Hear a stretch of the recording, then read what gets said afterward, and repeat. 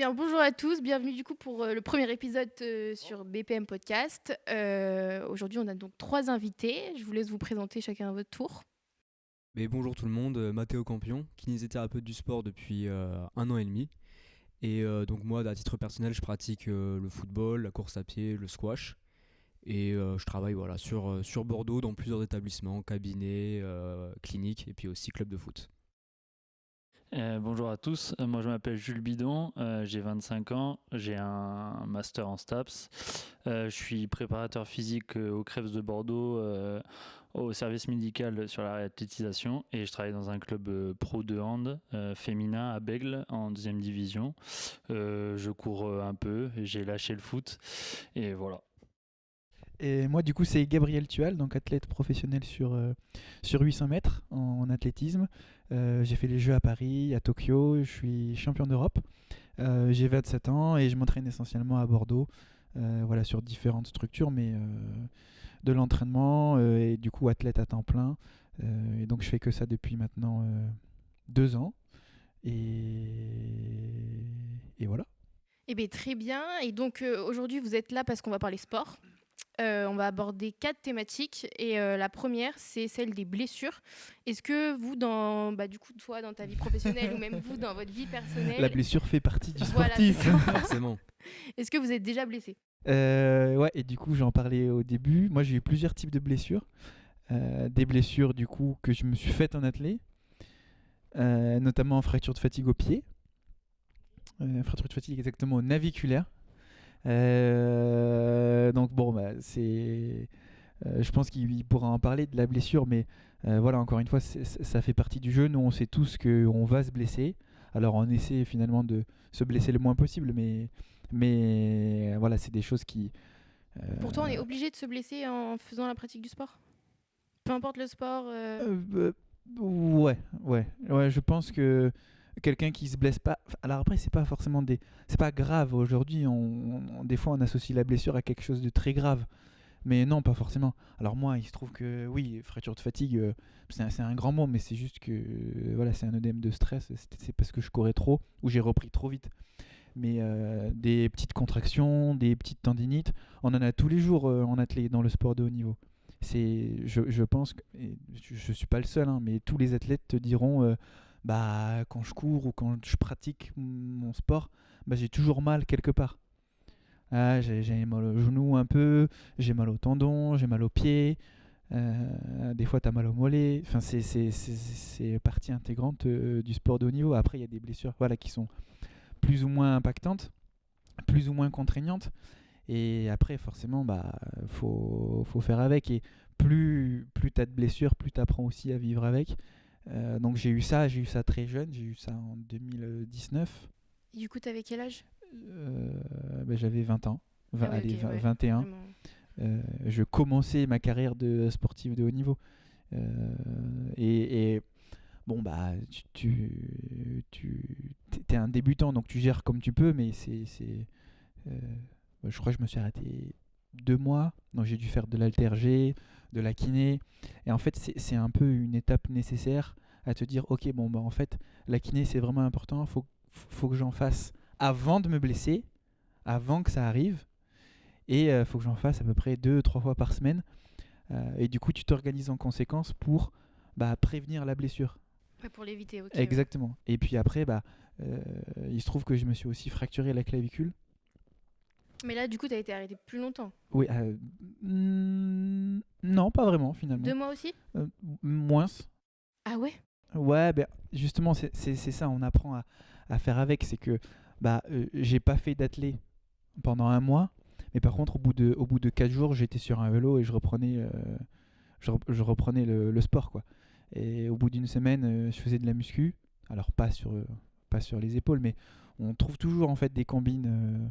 Oui, il faut adapter. Ouais. Ouais, mais du coup, on a moins cette phase de latence. Oui, à attendre de repratiquer le sport vu que tu peux en faire d'autres à Ouais. côté en fait. Et là, par contre, c'était un peu différent parce que quand je me suis fracturé la clavicule, je ne faisais pas d'athlé.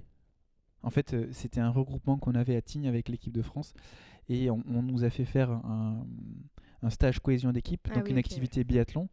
En fait, c'était 200 mètres à faire en courant. Après, on devait passer sur le pas de tir.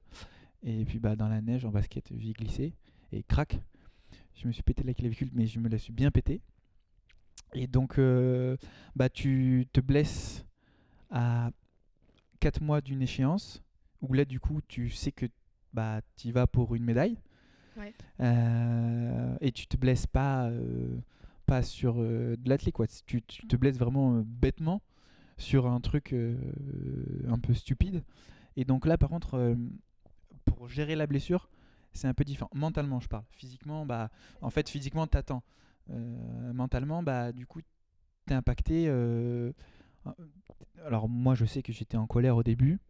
Ok, c'était ta première émotion, quoi, la Ouais, colère. première émotion, la Mais colère. contre toi ou t'avais pas, Ouais, t'étais contre juste moi, ouais. énervé de manière générale. Ouais, contre toi. Alors de manière générale et contre moi aussi. En mode, mais je savais très bien que ça allait arriver. Et ouais, ok. Je suis débile. Moi Ouais, aussi, c'est je suis ça. débile finalement d'avoir accepté d'entrer dans ce jeu-là, parce qu'en plus on était une soixantaine de sportifs. Tu mets des sportifs un peu en compétition, forcément ça allait finir comme ça. Donc ouais, c'était compliqué à gérer parce que frustré, colère contre soi et contre l'environnement en général. Était un peu obligé de rattraper les morceaux, de tout faire à la va-vite. Tu te prépares longtemps pour quelque chose finalement qui tombe un peu à l'eau parce que tu te blesses. Donc là, c'était un peu plus compliqué à gérer cette blessure de manière intrinsèque. Et ouais, c'était pas forcément une période très agréable parce que Un peu comme toutes les blessures dans tous les cas, parce que t'as forcément un moment où t'es frustré, t'es blessé, enfin, t'es bloqué, et du coup, tu te dis un peu comment je vais faire, quoi. Enfin, va falloir que j'attende, va falloir que je fasse du renfort encore plus que ce que j'en faisais. Ça veut dire c'est retour à la case départ, ça veut dire que tout ce que t'avais gagné. Ah ouais, non, c'est vois. vraiment retour à la case départ, genre C'est ça. fois 1000. Je sais pas si vous en avez eu. Alors après, je pense que dans le sport amateur, quand tu pratiques une activité, ça reste pareil. Je pense qu'il y a moins de gestion de blessures, je pense. Alors après, vous y êtes dedans. Non, mais carrément, mais t'as raison. C'est juste que la blessure, elle est gérée différemment. Par exemple, moi, à mon petit niveau, je joue en Régional 2 au foot. Je m'étais fait une lésion aux ischios. Mon coach, il m'a dit non, tu vas mettre du strap et tu vas y jouer. Et donc, tu fais un strap bien serré et tu y vas, quoi. Donc, c'est différent, c'est pas la même chose. Puis, au pire, tu joues pas contre l'équipe du coin, c'est pas grave. Toi, si t'as les JO, c'est pas la même chose. C'est quand même une frustration. Enfin, c'est ton métier, quoi. Moi, c'était un plaisir au final. Donc, c'est pas du tout la même chose, je pense. Ouais, je rejoins déjà Gabriel sur ce que tu as dit, sur le fait que la blessure, c'est une partie intégrante de la vie d'un sportif, que ce soit un sportif professionnel comme toi, mais aussi un sportif amateur. On le voit. Tout le monde va se blesser, peu importe le niveau. Souvent, c'est pas pour les mêmes raisons qu'on se blesse selon le niveau. Mais après, oui, effectivement, la blessure, elle est gérée différemment selon le niveau. Et puis maintenant, il faut arriver, et c'est ce que j'essaye de faire aussi au club de foot, à essayer de faire prendre conscience de la gestion des blessures, même à un niveau amateur. Parce qu'en fait, souvent, on a tendance à, comme je l'ai dit, vouloir jouer tout le temps. C'est qu'une déchirure des ischios, tu peux jouer. Mais sauf que le problème après, c'est que ça s'empire. Ça s'empire, et après, ça peut impacter la vie autour du sport. Et chez un sportif amateur, pour le coup, le sport, c'est peut-être pas la priorité. Et il faut penser à la vie après le sport, quand il aura 35-40 ans, et que s'il a trop joué, trop forcé sur des douleurs, il peut le payer après dans sa vie post-sportive, quoi. Mais du coup, même pour vous aussi. C'est vraiment intéressant du coup ce que vous dites, parce que ça veut dire que c'est pas obligé, mais que ça va arriver de se blesser, et que c'est pas forcément qu'on a fait quelque chose de mal, et que c'est juste normal au final. Même pour quelqu'un qui débute dans le sport et qui du coup se blesse, dans tous les cas ça serait arrivé. Où il y a quand même, on peut quand même tout faire pour minimiser le risque. Je pense qu'il y a une différence entre du coup l'amateurisme, c'est peut-être la progressivité. Quand on commence, en fait, c'est ça. Quand tu es Gabriel Tual, tu es accompagné. Il y a des préparateurs physiques, il y a des kinés, donc il y a une gestion de la charge qui est différente. Quand tu es un amateur, lui, il se dit je vais commencer à courir. On regarde, par exemple, on va regarder son Strava. Il a fait 0 km pendant 5 mois, et là il fait il a 30 bornes par semaine. Il se blesse. C'est ce principe-là de progressivité. Gabriel Tual, il va faire 200 bornes par semaine, peut-être pas par rapport à sa discipline, mais 100, c'est voilà. déjà pas mal. C'est déjà C'est beaucoup. 100, mais parce qu'il est prêt à engranger 100 km dans la semaine. C'est sa charge d'entraînement et c'est lui qui est capable de faire ça. Mais un amateur, il faut qu'il aille avec de la progressivité plus, parce que sinon, là, il y a ce risque En fait, de blessure. ouais, Quoi. souvent c'est ça, les gens amateurs se blessent parce que ils en font trop d'un coup. Nous, on en fait autant d'un coup parce que le corps il est habitué. Et c'est pour ça qu'on arrive à déjouer un peu les délais de réparation de blessures. C'est parce que le corps il est tellement habitué à récupérer qu'on arrive à récupérer plus vite que la moyenne. Mais le corps il est très malin, il a une mémoire et il arrive à se souvenir des charges. Enfin, il est pas stupide. Et c'est vrai que pour des personnes lambda, souvent, je le vois parce que ma copine c'est pareil, elle veut se mettre au sport et tout. Bah, ils veulent trop faire, trop vite, trop d'un coup. Et sur quelques jours, ça passe. Et puis au bout de 2 semaines, paf, Ouais. ça pique. Et parce que le Ça corps, il tient n'est pas pas tant. préparé à ça. Il faudrait commencer par 2 km le lundi, 3 km le mercredi, 4 km le vendredi, après récup. Et souvent, on parle beaucoup de s'entraîner. Et on oublie de plus on s'entraîne, plus il faut récupérer aussi. Et souvent, moi c'est cool, je fais que ça. Mais il y en a qui, comme ici, ils sont kinés, ils sont préparateurs physiques, ils sont notaires, ils sont tout ce qu'on veut. Ouais, c'est Et clair. gérer en plus la vie pro, c'est une charge physique et mentale en plus. Et des fois, ça colle pas. Enfin, on n'est pas des super-héros, quoi. Donc, faut aussi prendre ça en compte. Et plus on court, plus on s'entraîne, plus il faut récupérer aussi. Et souvent, c'est l'association des deux qui est mal faite parce que Et par récupération, vous entendez du coup pas faire d'activité sportive ou faire une autre activité sportive ou juste dormir, manger, se reposer. ça passe par le sommeil, déjà. Ouais, carrément. Ça passe par récupérer aussi, ne rien faire sur une journée et pas vouloir tout faire un sport par jour pendant une semaine. Non, il faut avoir des périodes de récup, surtout quand on commence. C'est vrai que c'est exactement ce que tu dis, c'est encore plus chez le débutant, c'est le trop vite trop fort qui pose problème. Surtout en course à pied où on sait qu'en fait ce qui entraîne la blessure, donc il peut y avoir évidemment des déficiences, des déficits musculaires, mais c'est la gestion de l'entraînement et souvent c'est t'y aller trop vite, trop fort. Et même si c'est multifactoriel la blessure, la charge d'entraînement et la gestion de cette charge, c'est ce qui impacte le plus la survenue des blessures, notamment comme un sport pour la course à pied. Bah oui, un petit peu moi. Justement, comme j'ai commencé un peu la course à pied après le foot, j'ai voulu faire 2 semis très rapprochés. Je me suis dit go, challenge. Et du coup, moi, je m'étais fait mal au mollet. Et du coup, après, on peut pallier à ça sans faire beaucoup d'impact, etc. Je suis passé sur du vélo et j'ai réussi à faire les 2 semis parce que c'était rapproché, mais ça allait. Rapprocher, t'entends quoi par rapprocher? Quelques semaines, 3-4 semaines. Okay. Et du coup, voilà, comme disait Gabriel, il y a de quoi pallier à certaines choses. Par exemple, pour sa clavicule, j'imagine qu'il a fait de la machine assistée en décharge du haut du corps pour continuer à travailler le bas. Enfin, il y a des stratégies en fait qu'on peut mettre en place pour continuer à s'entraîner. Enfin, pas perdre physiologiquement ou même musculairement. Donc après, moi je le vois dans mon travail en réathlétisation au Krebs, c'est un travail de collaboration, même avec Mathéo, au club de foot où on travaille, on bosse ensemble, on pallie à des choses par d'autres en fait. Et c'est des stratégies, c'est de la communication entre le staff médical et le staff technique, toujours pareil, oui mais il faut qu'il joue ce week-end, oui mais s'il joue ce week-end, tu le perds pour 4 autres week-ends. Donc c'est dur aussi, le patron c'est toujours l'entraîneur, mais des fois il faut l'éduquer à ça en fait. Et ça c'est dur, ça c'est une partie qui est compliquée. Et le plus dur c'est ça, c'est en fait on a beau essayer de comme tu as dit Elsa, essayer de minimiser les risques de blessure. La blessure on ne pourra jamais vraiment la prévenir totalement et des fois c'est dur de se dire bon, est-ce que là il y a un vrai risque.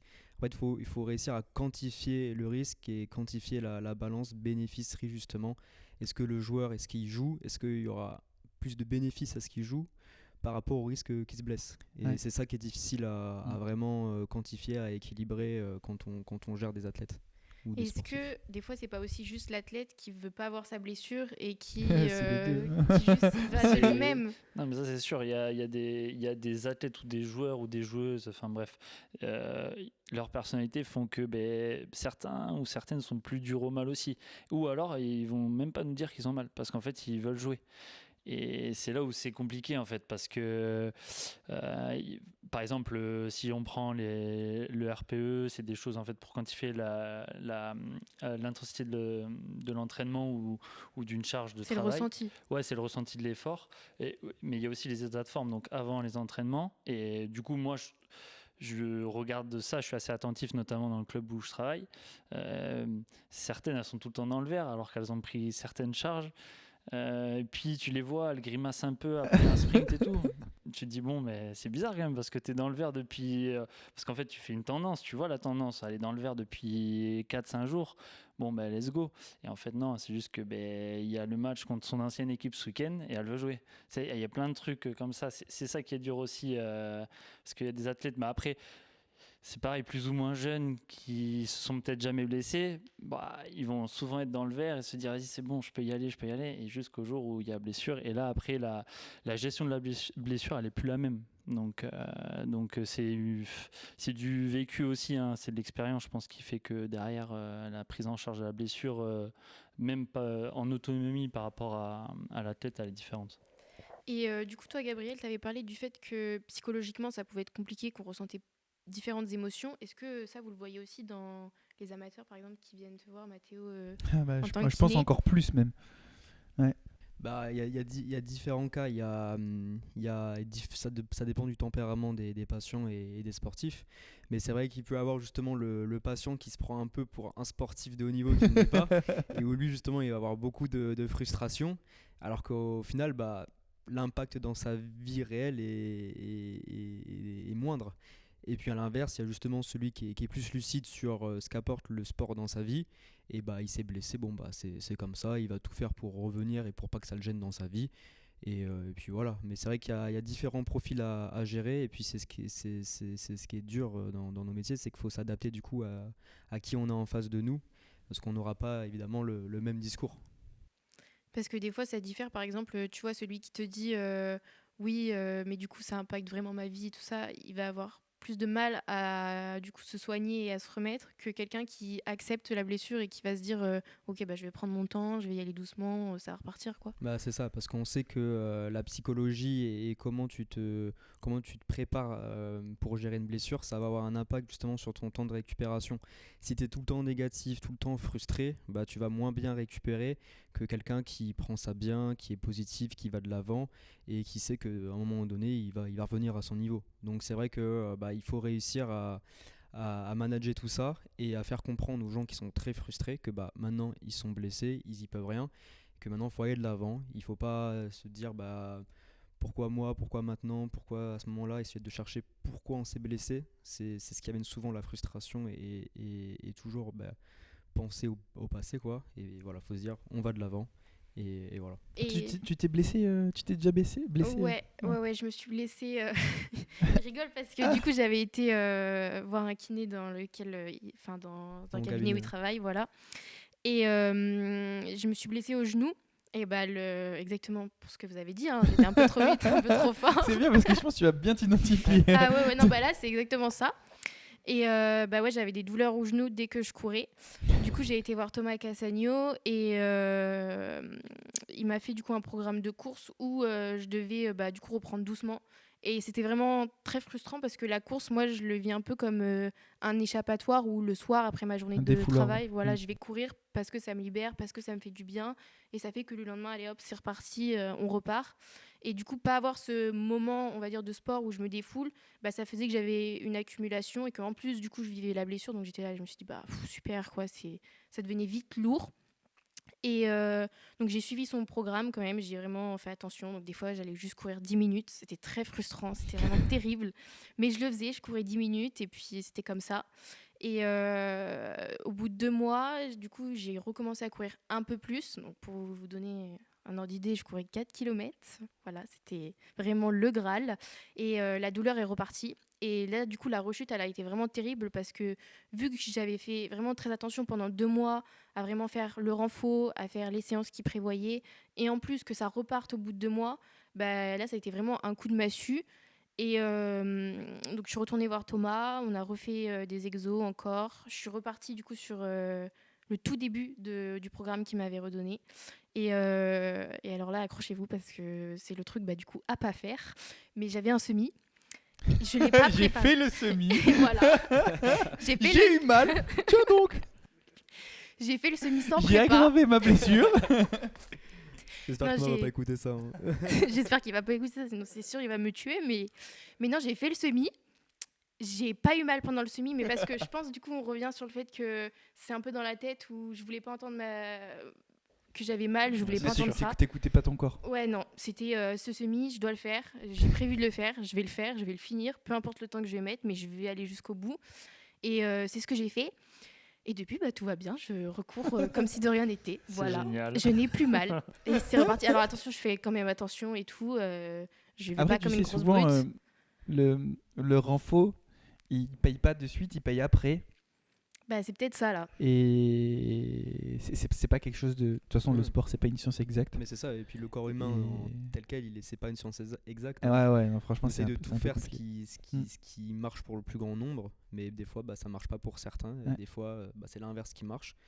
Et c'est ce qui C'est fait comme- la c'est beauté comme du ça. corps. Et la beauté du Ouais, sport, voilà, c'est hein. comme ça. Je pense qu'il faut pas chercher plus longtemps. Et je rebondis sur un des trucs. Je pense que là aussi où on est très fort, les athlètes de haut niveau, c'est que je pense qu'on a une compréhension du corps humain. Enfin, Bien sûr. on arrive à s'écouter un peu mieux que les sportifs amateurs et se dire bon bah là en fait c'est juste une petite tendinite ou c'est juste une petite contracture suite à l'entraînement que j'ai fait. Demain j'ai quelque chose de cool, ça va passer. Je pense qu'on arrive à gérer ça. En fait, la blessure grave et la blessure en fait qui est due à la charge mais qui est normale et qui va se résorber. Ça, je pense qu'on arrive à jongler là-dessus et c'est comme tu as dit, je pense que C'est certains athlètes, c'est. Ouais, mais c'est l'expérience aussi. Hein. Au final, comme tu dis, toi, tu passes tes journées, tes semaines, tes mois à t'entraîner. Et comme j'aime bien dire, tu es aussi payé à faire la sieste au final, tu vois. Exactement. Non, mais t'es payé à on rigole, récupérer. mais aujourd'hui, la Mais sieste, je la comme fais tous tu les dis, jours. Tu l'as dit. D'ailleurs, là, je l'ai pas fait. donc. Après, tu vas À cause du pouvoir. podcast.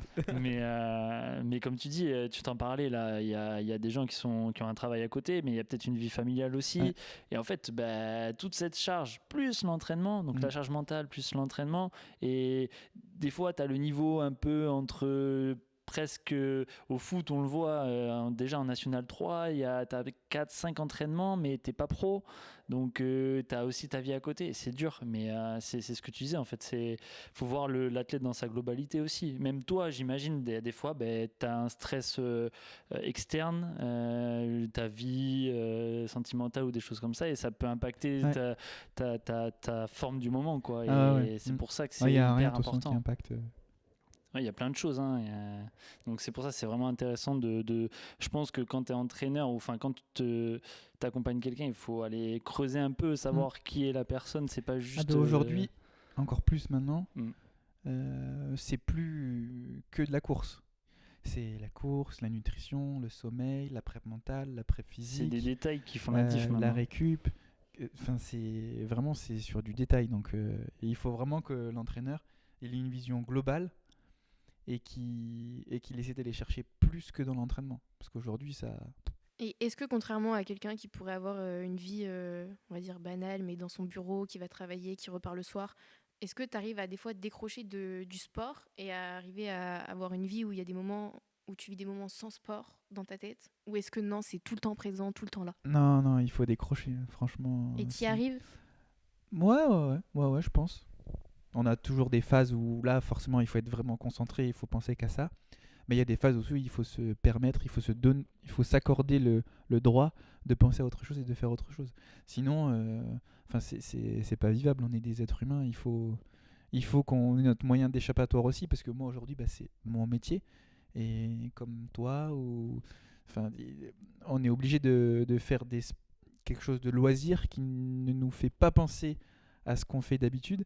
Et moi, c'est pareil. C'est important ce que tu dis parce que souvent le loisir des personnes qui sont pas sportifs de haut niveau ou athlètes, c'est justement le sport. Ouais. toi, du coup, c'est quoi? Comment tu t'échappes? C'est quoi tes loisirs? D'autres sports. Non, bah, ça va pas être grand chose, mais souvent bah, c'est une balade en ville ou c'est aller 3-4 jours quelque part dans un endroit un peu paradisiaque, vraiment coupé du sport en général. Mais c'est vrai que moi j'ai été bercé dans le sport.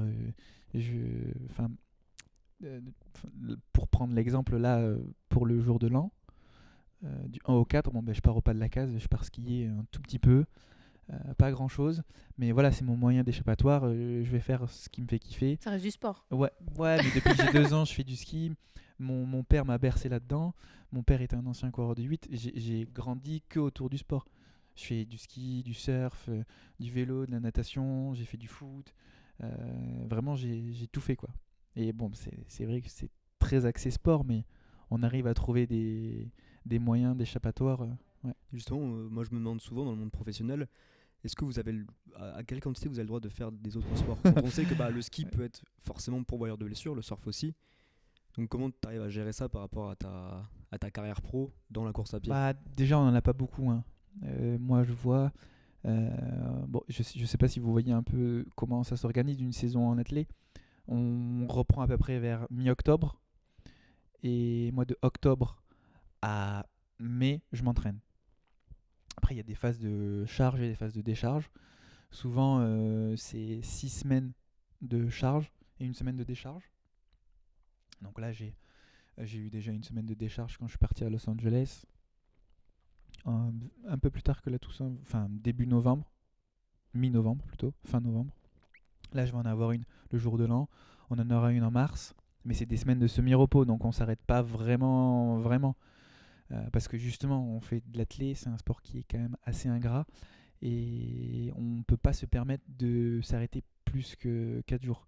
Parce que déjà, en termes de contraintes et de charges, ce serait pas viable. Il faudrait du coup faire une semaine de réathlé et on perdrait du coup 2 semaines.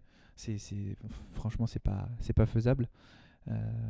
Et puis le corps, il se désentraîne trop rapidement. Et du coup, donc toi, tu as un coach qui fait tes entraînements et tu les suis, je suppose, du coup. Ouais, Mais j'ai est-ce plutôt que intérêt à les suivre. ça t'arrive des fois de sauter une séance? Est-ce que c'est vraiment strict ou tu respectes chaque séance parce que il faut que ça soit fait? Ou est-ce que, je sais pas, admettons, là, t'as de la grippe, t'as le Covid, t'es vraiment pas possible, tu restes au lit, quoi. Euh, et que mon coach le sait pas. Ah si, si, je Si, suppose que ton coach le sait. Vaut mieux qu'il sache. Quoi. Non, si. Enfin, aujourd'hui, alors je prends mon exemple, mais j'arrive à un stade où c'est plus le coach qui dit quoi faire à l'athlète. C'est le coach qui communique sur le même plan avec l'athlète et c'est vraiment une relation entraîneur-entraîné et athlète-entraîné aussi. Et c'est moi, selon ma forme, comment je me sens, ce que je ressens, ce que je ressens pas. Forcément, tu es toujours obligé d'adapter l'entraînement. T'adaptes la charge, t'adaptes l'entraînement selon comment tu te sens aujourd'hui. Il y a des fois où il faut pas s'écouter. C'est vrai que c'est très compliqué parce que des fois l'athlète il faut pas qu'il s'écoute, mais des fois il faut qu'il s'écoute. Des fois le coach il faut qu'il écoute l'athlète, mais des fois il faut pas qu'il écoute l'athlète. Donc c'est tout un mix qui est très compliqué à gérer. C'est pour ça que pas tout le monde peut faire du sport de haut niveau. Et donc ça dépend. Mais oui, il m'arrive des fois quand je suis vraiment trop fatigué. On a des systèmes aussi, tu vois, par exemple pour mesurer l'état de fatigue, le Heart Rate Variability, le HRV, c'est la mesure de la variabilité cardiaque, qui te dit si tu es dans le vert, si tu es dans le rouge, si tu es dans le noir. Mais des fois, tu as fait une très grosse séance la veille. Bon, c'est pas parce que tu es dans le rouge que c'est grave, c'est juste que tu es très fatigué de ta séance et c'est comme ça. Et du coup, vous, les entraînements, par exemple, toi, Mathéo, tu cours à côté et c'est toi qui fais tes propres entraînements? Ou t'as un coach, t'as un entraîneur? Non, moi de manière individuelle, la course pour moi c'est un peu comme toi, un échappatoire, un plaisir. Et j'ai pas envie que ça devienne une prise de tête ou quelque chose qui doit être rigoureux. Et du coup, je fais mes propres séances. Je planifie pas vraiment, enfin on va dire le minimum syndical, mais pour que ça reste vraiment un échappatoire, de pas me prendre la tête. Et donc forcément, oui, c'est moi tout seul qui gère mes entraînements. Ok, donc par exemple, toi, je sais pas si un soir, t'as prévu de sortir ou t'as un repas de famille ou un truc du genre, s'il y avait une séance à caler, c'est pas grave si elle est sautée, quoi. Bah non, parce que j'aime bien quand même faire ce que j'avais prévu de faire, mais pour le coup là je vais adapter la séance. C'est-à-dire que bah imaginons il y a une soirée qui s'est un peu éternisée et le lendemain j'avais prévu une grosse séance, bah je vais peut-être diminuer l'intensité de la séance parce que je sais que pour le coup bah soit je vais pas tenir le rythme et du coup bah je vais être frustré, ou soit bah parce que je vais me blesser ou ça va me faire mal quoi. Donc non, j'adapte mon sport en fonction de ma vie perso et pro. C'est pareil pour toi, du coup, Jules, ou pas? Ouais, ben ouais, j'essaye. Après, des fois, il y a des journées à rallonge. J'avais prévu de courir, c'est frustrant, mais bah après, voilà, je peux pas. C'est comme ça. Priorité au travail, mais ouais, j'essaie quand même d'être assez, de me prévoir des séances, de les respecter, essayer de voir comment ça marche sur moi, parce que je me dis autant si j'entraîne des gens, il faut aussi que moi je m'entraîne, et il faut aussi que je teste un petit peu ce que je prévois de faire. Mais donc j'essaie de faire un truc un peu rigoureux, mais c'est pareil, je veux pas que ça me prenne trop la tête, parce qu'en final j'ai l'impression que quand je vais aller courir, je vais travailler aussi, parce que je vais dire ah ouais, mais ça, est-ce que si je l'avais fait et du coup là ça devient un peu le loisir, il bifurque un peu, donc faut faire attention à ça. Mais j'essaie d'être rigoureux, ouais, quand même. J'essaie de courir au moins 4 fois par semaine, tout ça. J'essaie aussi d'être en forme, parce que si je suis pas en forme, bah c'est pas top pour le travail que je fais, c'est moyen quand même. Donc, voilà. Parce que du coup, vous avez plus ou moins en fait un programme qui est fait, même si par exemple vous, il est plus adaptable, vous vous organisez un peu plus, et du coup toi, tu as quand même un peu plus de cadre, on va dire. Du coup, de ce que j'ai compris, c'est ça? Ouais. Bah, je pense que c'est un peu la même chose en vrai, c'est juste qu'on en a plus. Oui, tu as plus de Et séances, ok. Ouais. Mais du coup, est-ce que ça vous arrive des fois vous avez une séance qui est prévue, mais vous n'avez pas la motive, vous y allez vraiment à contre-cœur. Et quand ça arrive, comment vous faites pour vous dire, bah allez, j'y vais, je vais prendre plaisir, quoi? Parce que vu que ça reste aussi, bah tu vois, t'as baigné dedans, t'adores ça, enfin t'adores le sport, mais des fois, bah ça peut être Ah non, franchement, contraignant. on va pas se le cacher, quand il faut aller courir, qu'il pleut, qu'il fait 5 degrés, là, je t'assure que l'envie, elle est à zéro, elle est même à -10. Mais je pense que c'est un peu pareil pour tout le monde. Quand tu as un objectif, que tu as besoin de t'y tenir, bon bah, euh, faut le faire. Il y a des entraînements qui seront plus durs que d'autres. Et comme dans un travail, ça peut pas être tout ce que tu fais, ça peut pas être trop bien. Il y a des choses que tu vas faire que tu vas aimer, d'autres que tu vas faire que tu vas pas aimer. C'est jamais tout le temps le pays du bisounours, quoi. Après, je pense que avec moi, l'expérience et le vécu, c'est peut-être plus facile de trouver de la motive. Dans le sens où bah, je sais pourquoi je le fais, je sais que dans 3 mois, je vais aller à Tokyo, à Eugene, à gauche, à droite, et courir un peu partout. Je pense que là aussi, c'est plus facile. Puis, Ouais, t'as ce que tu veux en tête et tu sais ouais, pourquoi tu vas, quoi. exactement. Et ça vient aussi de. euh, Comment on peut l'expliquer? Tu sais, je travaille avec un préparateur mental et chaque personne a des qualités et des défauts. Et là, moi, où je suis très très très bon, c'est dans la discipline et dans l'intensité de l'entraînement. C'est des qualités qui sont un peu... euh, euh, Enfin, j'ai pas besoin de les travailler pour les avoir. Dans le sens où aujourd'hui, bah, être motivé un jour, c'est facile. Être motivé 365 jours sur 365, c'est pas la même chose. Et ça, c'est pas de la motivation, c'est de la discipline. Et il se trouve que cette qualité-là, elle est plutôt bien développée chez moi.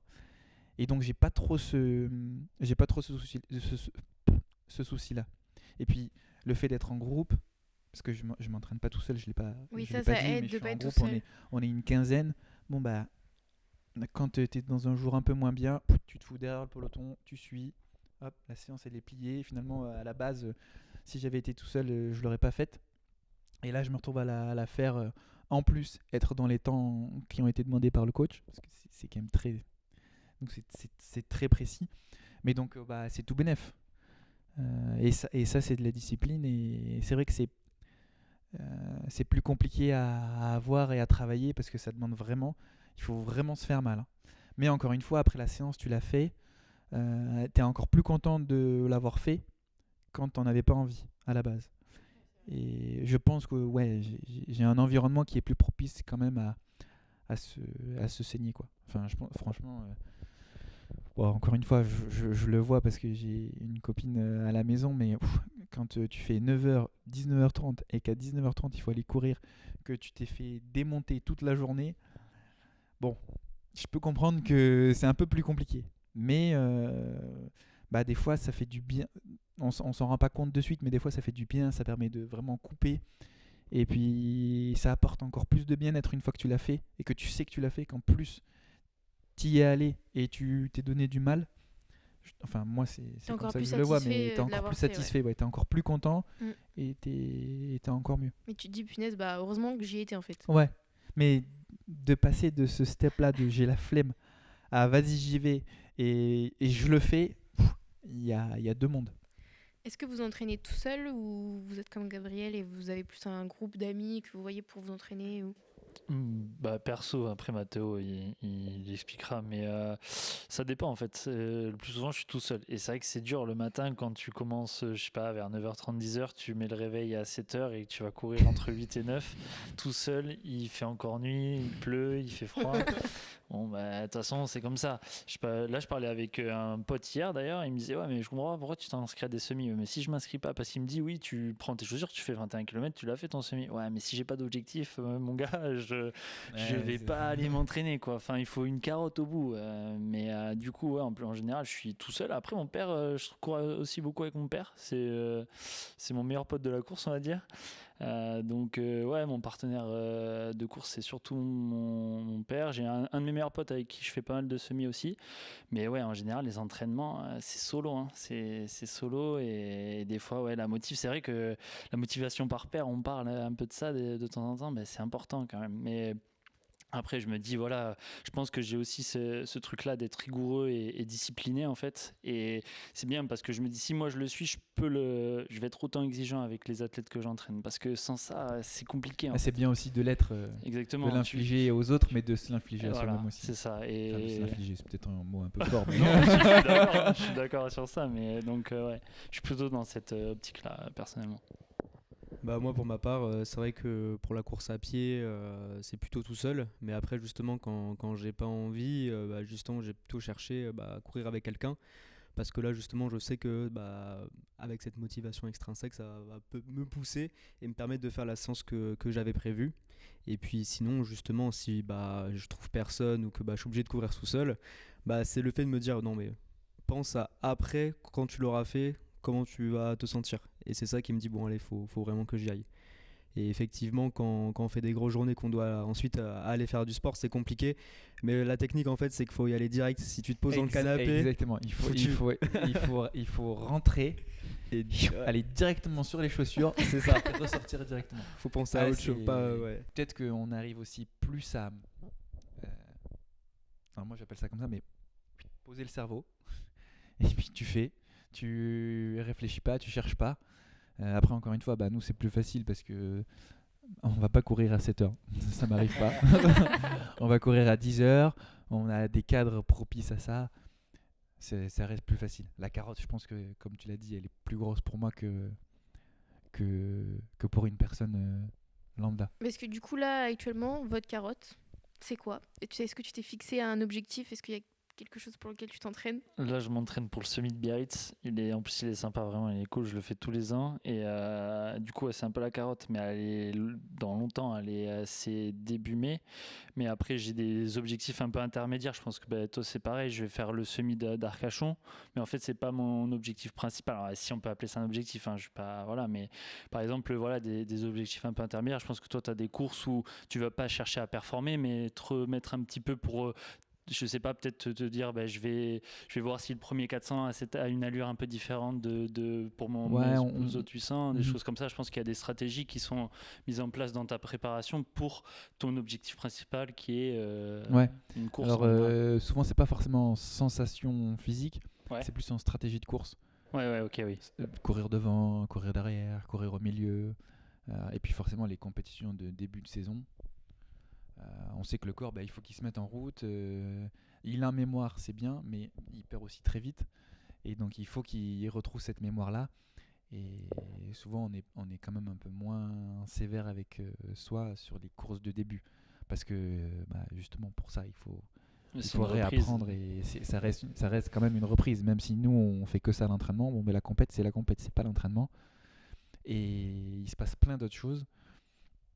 Donc ouais, il faut reprendre tranquillement et faut pas être trop, comment on peut dire ça? Dur avec soi-même. Exactement, Ouais. trop dur dès le début, ça marche jamais. Bah, moi là en ce moment j'ai pas d'objectif précis en termes de course. Moi ma carotte c'est bah, justement je me suis blessé récemment donc c'est essayer de revenir au meilleur niveau possible, bah, notamment au foot. Donc bah, c'est ce que je suis en train de mettre en place. Pour l'instant ça va. T'as quoi comme blessure? Voilà, je me suis fait un truc un peu spécial. C'est difficile d'essayer de bien vulgariser, mais c'est presque les croisés en gros. Mais il se passe que dans mon croisé, j'ai des espèces de petits kystes qui font que bah, mon croisé est un peu moins solide. Et du coup, sur un accident en rotation, sur un changement de direction, bah, mon genou a tourné. Mais finalement, bah, mon croisé, il a l'air d'être toujours là, de faire son job, pas totalement, mais il fait quand même son job en grosse partie. Donc, bah, pas d'opération, mais quand même un long temps d'arrêt. Tu veux dire c'est une rupture partielle? On peut apparenter ça à une rupture partielle, mais dans le fonctionnement, ça peut ressembler effectivement. Ouais. Mais non, mais justement, mais ça m'a permis de me rendre compte que bah, si justement pour le coup les blessures là peuvent impacter mon travail et comme celui de Jules aussi, parce que bah forcément nous on est amené à montrer beaucoup de choses aux patients. Et du coup, bah, si on est blessé, des fois, on peut moins montrer. Et puis, bah, une journée à montrer des exercices, c'est long et fatigant. Donc, forcément, quand on est blessé, bah, on peut le sentir et ça peut justement nous frustrer pendant notre journée de travail. Donc, la blessure impacte notre vie pro malgré le fait qu'on ne soit pas sportif de haut niveau. Ouais. Parce que là, du coup, tu peux plus du tout courir. Si, là, je peux courir. Tu peux courir au moins.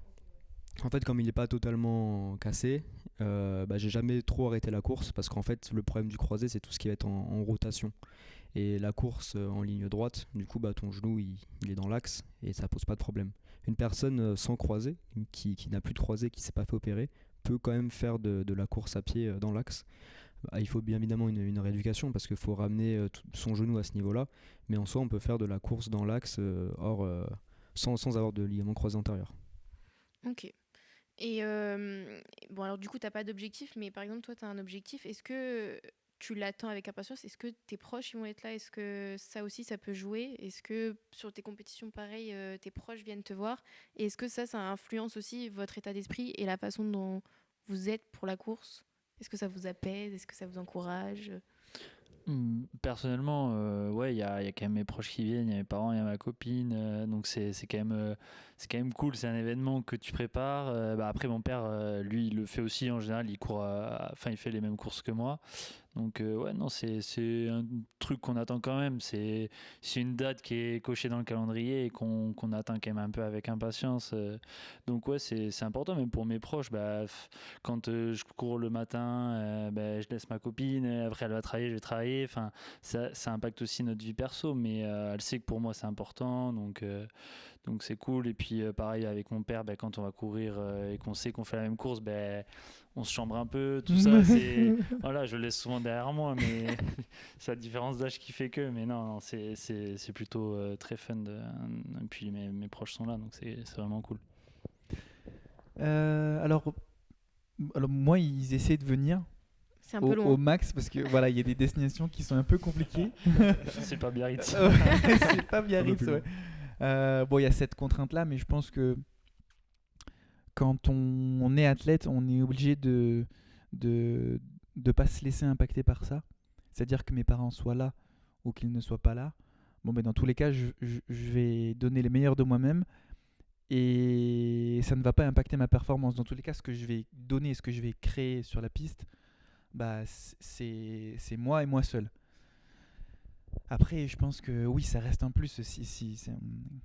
Vraiment, quand ils étaient au jeu, que j'avais ma famille au jeu, j'avais mes potes de mon groupe d'entraînement. Après, moi, ça me faisait plaisir. Hein. Franchement, à aucun moment, j'étais là en mode oh, ça va être pénible. Non, pas du tout. Mais à un moment donné, quand tu mets le pied sur la piste, c'est toi et la course. Hein. Et les autres, t'y penses absolument pas. Mais alors, pour moi, c'est comme ça. Pour d'autres, c'est autre chose. Mais pour moi, c'est zéro.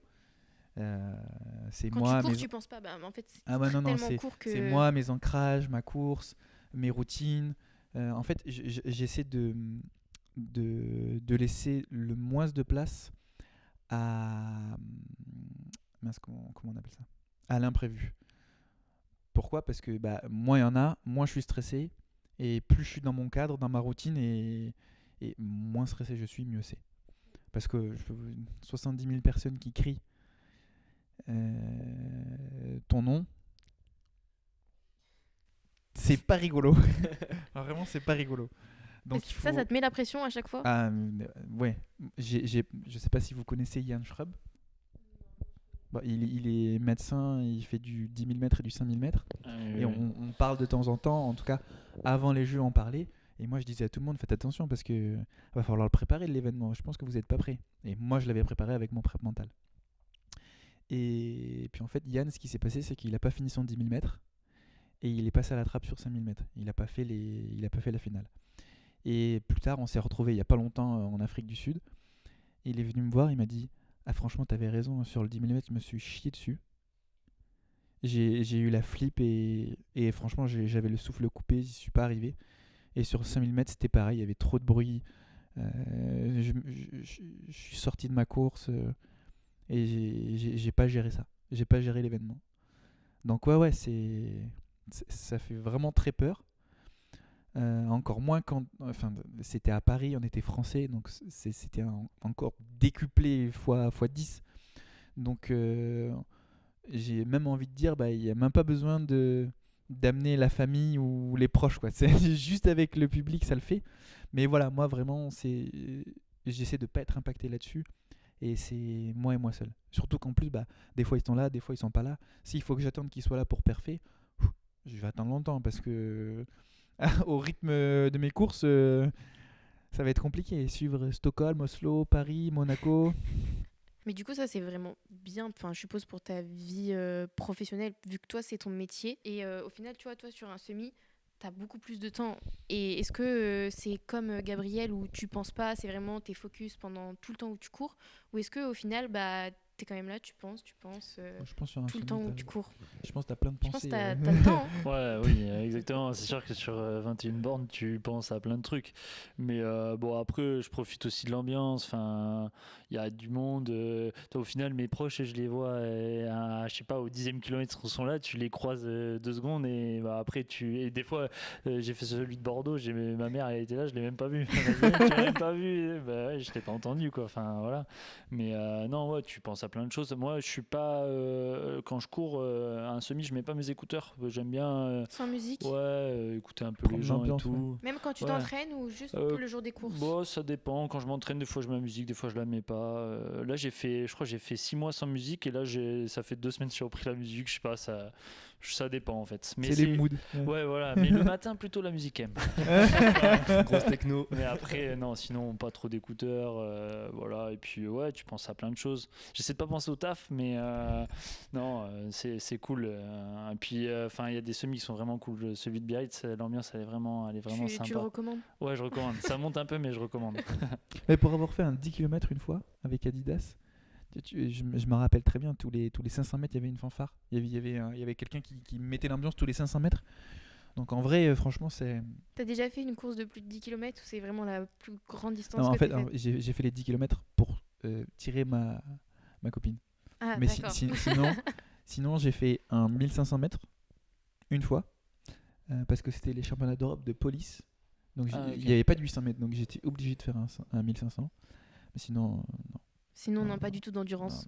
Non. Non, c'est pas toi, d'accord. Non, pas parce que j'aime pas, mais parce que aussi l'entraînement il est complètement différent. Entre le 8 et le 15, on a l'impression c'est pas grand chose. Bon, c'est quand même le double de la distance. Et en fait, dans un cas, t'es dans l'anaérobie lactique, à 70% du temps, et dans l'autre, c'est complètement l'inverse. C'est l'aérobie. C'est l'aérobie lactique, mais ça reste de l'aérobie, et c'est complètement un autre entraînement. Et donc c'est juste pas faisable. Vraiment, c'est pas faisable. Je pense que tu connais très bien. Oui, non, Et c'est clair. Et puis, alors, tu as plusieurs types d'entraînement. Moi, je suis très axé vitesse-force.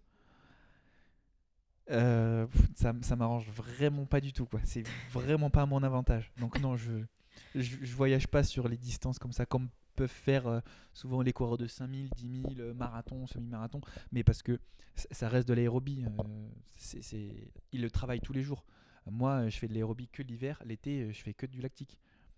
Mais je fais de l'aérobie pour tenir les séances lactiques et justement Pour mieux pouvoir récupérer entre séances. exactement tout mieux ça, récupérer et moins être lactique sur la séance. Mais sur le moment, l'été, il n'y a plus d'aérobie, donc c'est pas possible. Vraiment, c'est pas possible. Et du coup, Mathéo, toi, t'es comme Jules, tu cours avec musique ou sans musique?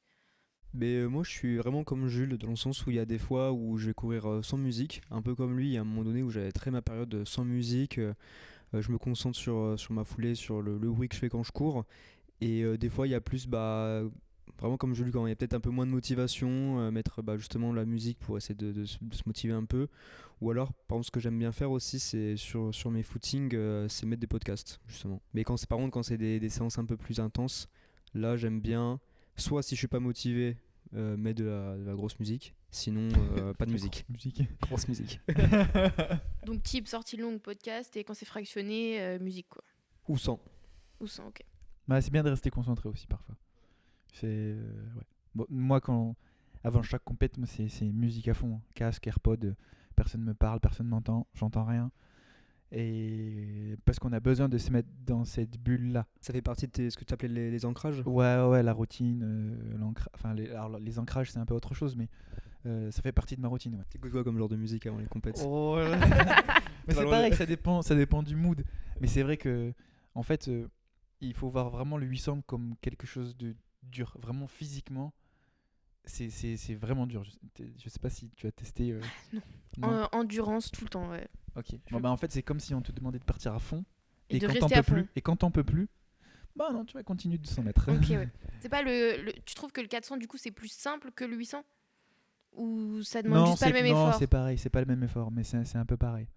Mais vraiment, en fait, il faut se mettre à l'idée que dans tous les cas, tu vas souffrir. Vraiment, ça va être la souffrance. Ça va piquer, tu vas avoir envie de vomir, ça va être dur.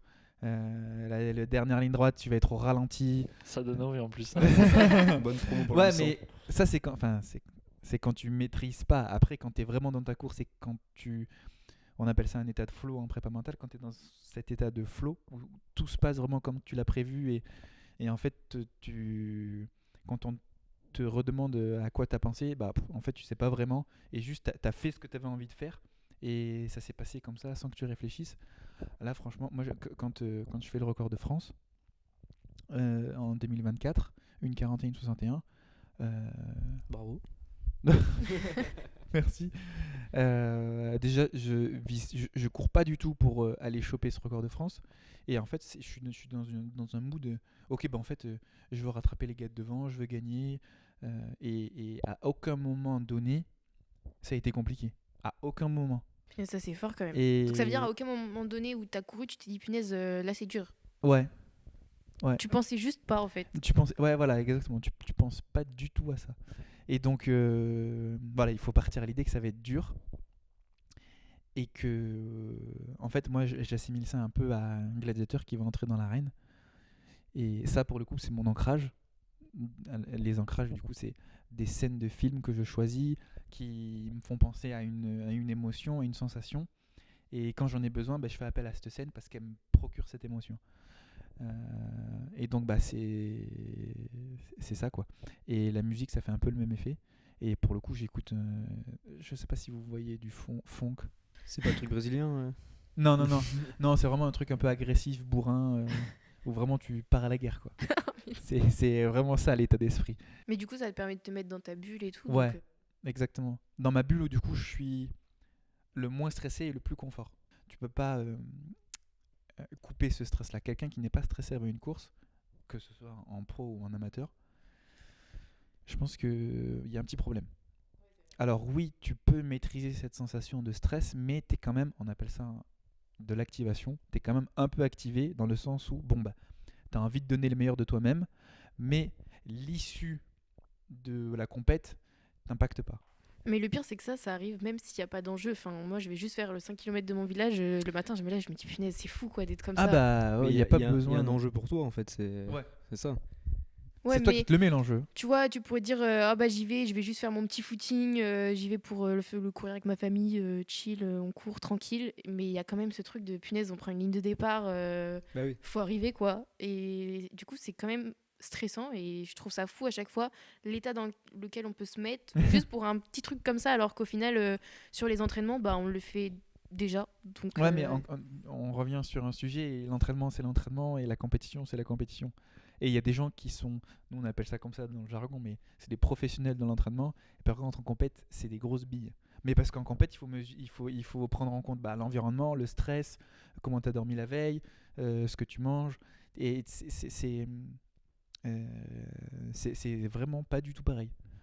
On a l'impression que c'est la même chose et parce que tu t'es bien entraîné, tu vas bien réussir ta compète. Faux. Bullshit. Ouais, non, ça, ouais. Parce que justement ton cerveau sait que c'est la compétition et que là tu vas devoir assurer quoi. Ouais. Donc ça modifie un peu, ça modifie ta représentation que tu as de ta course et ça change tout en fait d'un point de vue interne quoi. Mais ça, c'est que ce soit en pro ou en amateur, hein, c'est partout pareil. Hein. est-ce que pour vous, le stress, ça peut faire réussir? Parce que, en général, le stress, enfin, après, je sais pas vous, mais moi, il arrive pas le matin, je me lève, je suis stressée. Et s'il arrive le soir, putain, bah, je vais me coucher, le lendemain, ça part, quoi. Donc, du coup, ça fait comme une rentrée scolaire, on dort mal, c'est catastrophique. Et au final, en fait, bah, tout se passe très bien au moment de la course, alors que j'ai passé une nuit horrible. Est-ce que vous pensez que c'est ce stress qui fait tenir? Bah question compliquée mais je pense que ça dépend beaucoup de gens. Tout est un peu mêlé mais je pense que enfin moi d'un point de vue personnel c'est vrai que le stress ou l'activation comme tu as dit ça me permet de me dire bon ok là faut que je me prépare en fait et pas y aller comme ça en mode je m'en fous quoi. Au moins si c'est un événement pour lequel je stresse ça veut dire que je vais devoir vraiment plus le préparer et du coup bah peut-être le fait de plus le préparer ça me permet de mieux réussir à la fin. Mais on assimile le stress à quelque chose de mauvais, mais c'est pour ça il faut distinguer stress et activation. L'activation, c'est du stress, mais c'est du bon stress. Alors que le stress vraiment qui te tétanise, là par contre, c'est du mauvais stress. Et il faut arriver en fait dans ce mood, ok, bah en fait, je suis activé. Je suis pas trop sous pression, mais je ne le suis pas trop peu aussi, parce que bah, quelqu'un qui n'est pas stressé, bah, on a tous stressé pour des examens, mais parce qu'on a envie de réussir, on a envie de bien faire. C'est pour ça qu'on est stressé. Et le plus dur, c'est ce que tu as parlé. C'est pas forcément pendant, parce que pendant finalement on est plus stressé, mais c'est toute la phase avant. Et la phase avant, ça passe la veille et le matin même. Et c'est le plus dur. C'est là où justement en fait en tout cas pour nous, on fait rien et du coup on pense qu'à ça. Et c'est le pire des moments. Le plus dur, c'est pas pendant ou juste avant. Moi, quand je commence à m'échauffer 1 heure et demie avant, c'est là où je suis le mieux, où je me dis, ah, ça y est, enfin. Mais pendant, enfin, C'est le avant. comment on appelle ça? L'entre-deux, c'est la période d'attente. C'est celle-là qui est la plus dure à gérer. Et c'est celle-là qu'il faut gérer. Et souvent, bah, les gens, ils le savent pas trop, quoi. Et du coup, toi, Mathéo, t'as pas trop parlé, même si t'es pas, enfin là, t'es blessé, mais t'es plutôt sur quelle distance? Tu fais du 10, du 20? Moi en course à pied j'aime bien le 10 parce que l'entraînement est pas trop long et les sorties sont pas trop longues encore. Ouais, super, Le les semi- sorties de 2 heures et demie là, c'est bon, ça suffit. Ça. Le semi aussi j'en ai fait 2 ou 3 et j'ai bien aimé mais c'est vrai qu'après bah, quand on doit s'entraîner les sorties sont tout de suite plus longues et ça prend un peu plus de temps. Donc ouais en course à pied j'aime bien le 10. Ok. Et du coup, tous les deux, vous avez jamais été au-delà de faire un marathon, par exemple? Non, ça vous attire pas? Bah, peut-être une fois, j'avais essayé de faire un marathon, mais ça s'était mal passé pour raison intestinale. Je ne vais pas revenir sur cet épisode-là, mais Mais comme quoi, il n'y a pas forcément besoin d'être blessé. c'est une blessure interne. Mais non, en l'occurrence, justement, à cause du fait que ça prend beaucoup de temps pour bien le faire.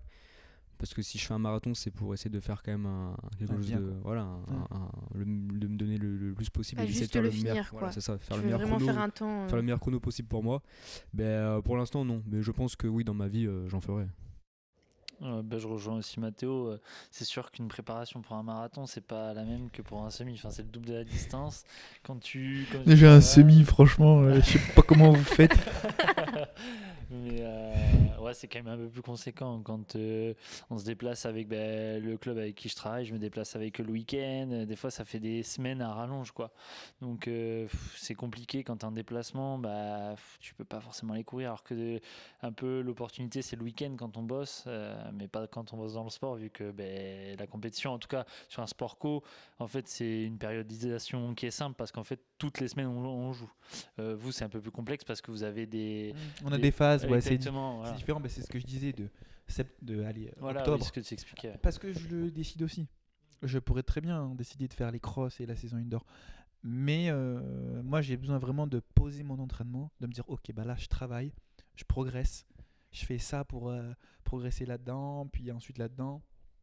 Et j'ai besoin de séparer tout ça et de vraiment compartimenter et de récupérer aussi de cette saison estivale à rallonge. C'est pas possible sinon. Vraiment, j'ai horreur de faire du travail un peu bâclé, travailler un petit peu tout en surface et pas profondément. Ça j'aime pas. Et donc, ouais, je le décide finalement.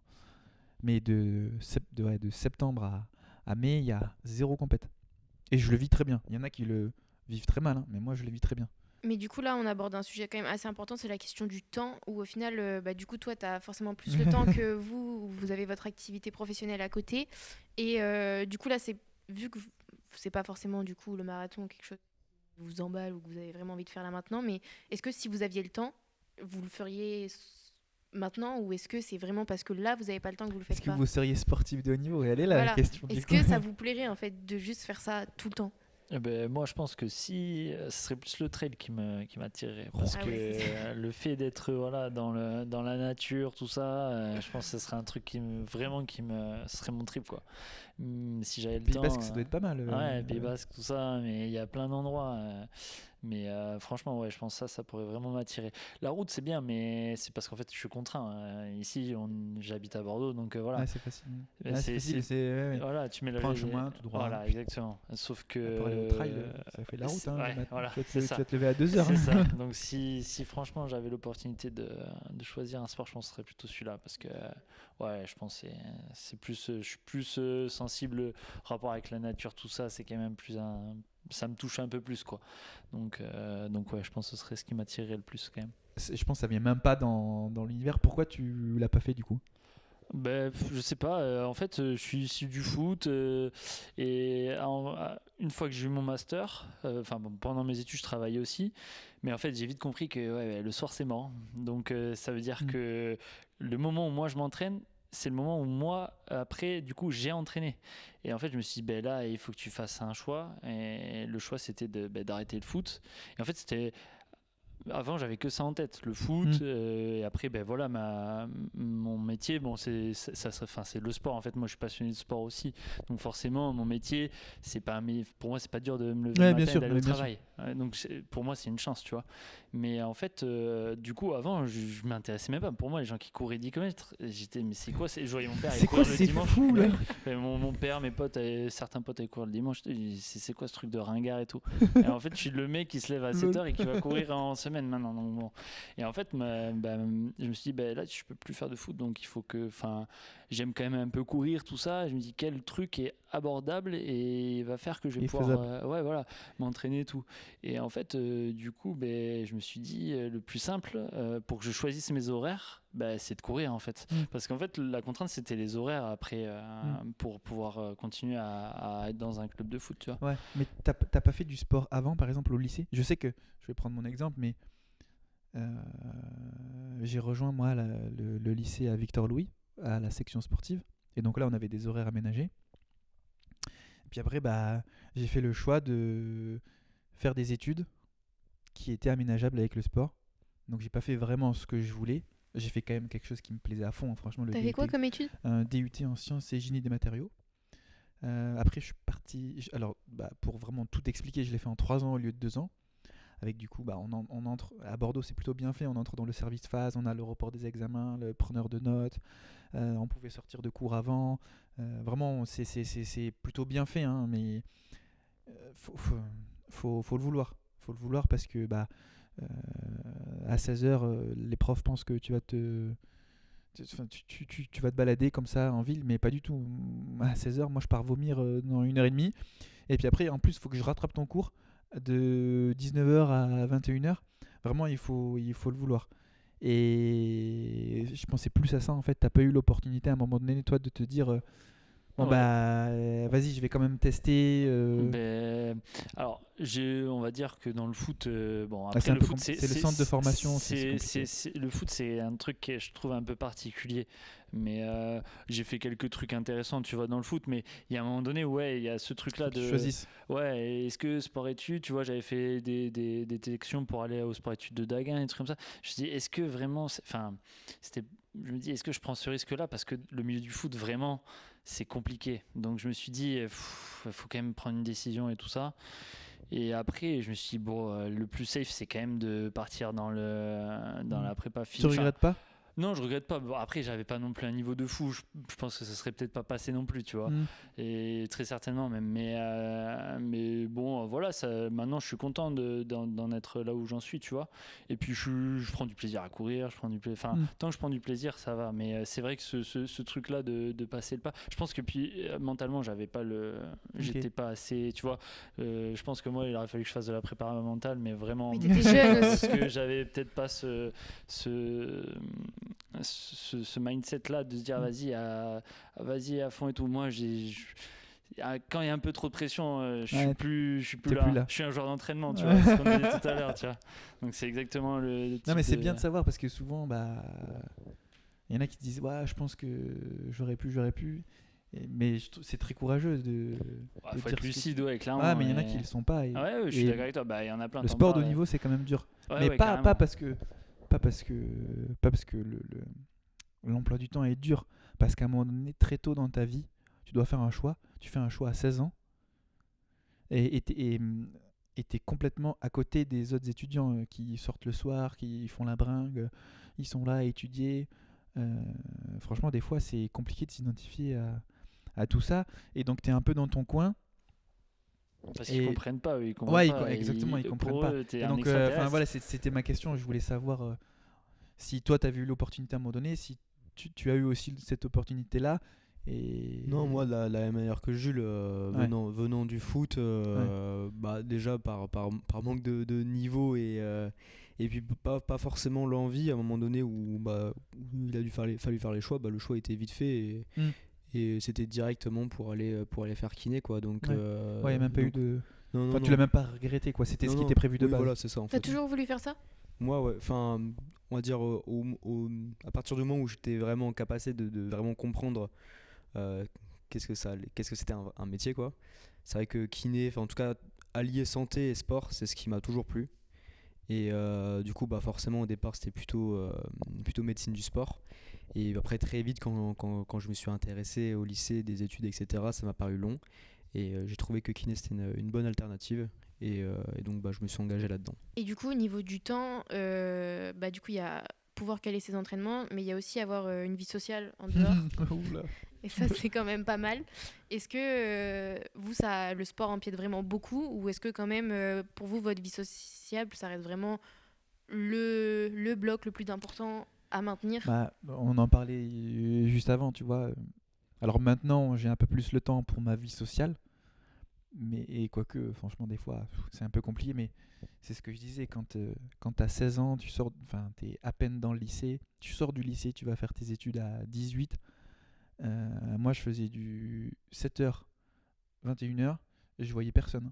Je voyais moi, mes cours, l'entraînement, mes partenaires d'entraînement pliés. Et le soir, tu dors, tu vas te coucher, et tu es rincé, et tu fais ça pendant 4 ans. C'est compliqué, et c'est vraiment dur. C'est vraiment dur. Ouais. Il y en a qui peuvent pas le faire parce qu'ils ont besoin de sortir, ils ont besoin de voir du monde. Mais voilà, encore une fois, quand tu sais pourquoi tu le fais, c'est peut-être plus facile à encaisser. Après, Tu regrettes pas, je dis pas que du coup t'as pas vécu ta jeunesse, mais tu regrettes pas du coup de pas l'avoir vécu comme la majeure partie des jeunes? Ouais, mais t'as vécu un truc différent parce que toi, tu partais en voyage à gauche à droite, faire des stages, faire des compétitions. Tu voyais des gens qui étaient un peu du coup dans ton même univers et tu partais. Alors on faisait quand même la fête, hein, mais tu faisais la fête un mois dans l'année et c'est tout. Mais ça n'empêche pas que j'ai kiffé ma jeunesse. Mais en fait, tu es un étudiant complètement à part et des fois c'était parfois un peu compliqué de s'intégrer. Mais parce que du coup, tu t'intègres pas en cours, tu t'intègres après.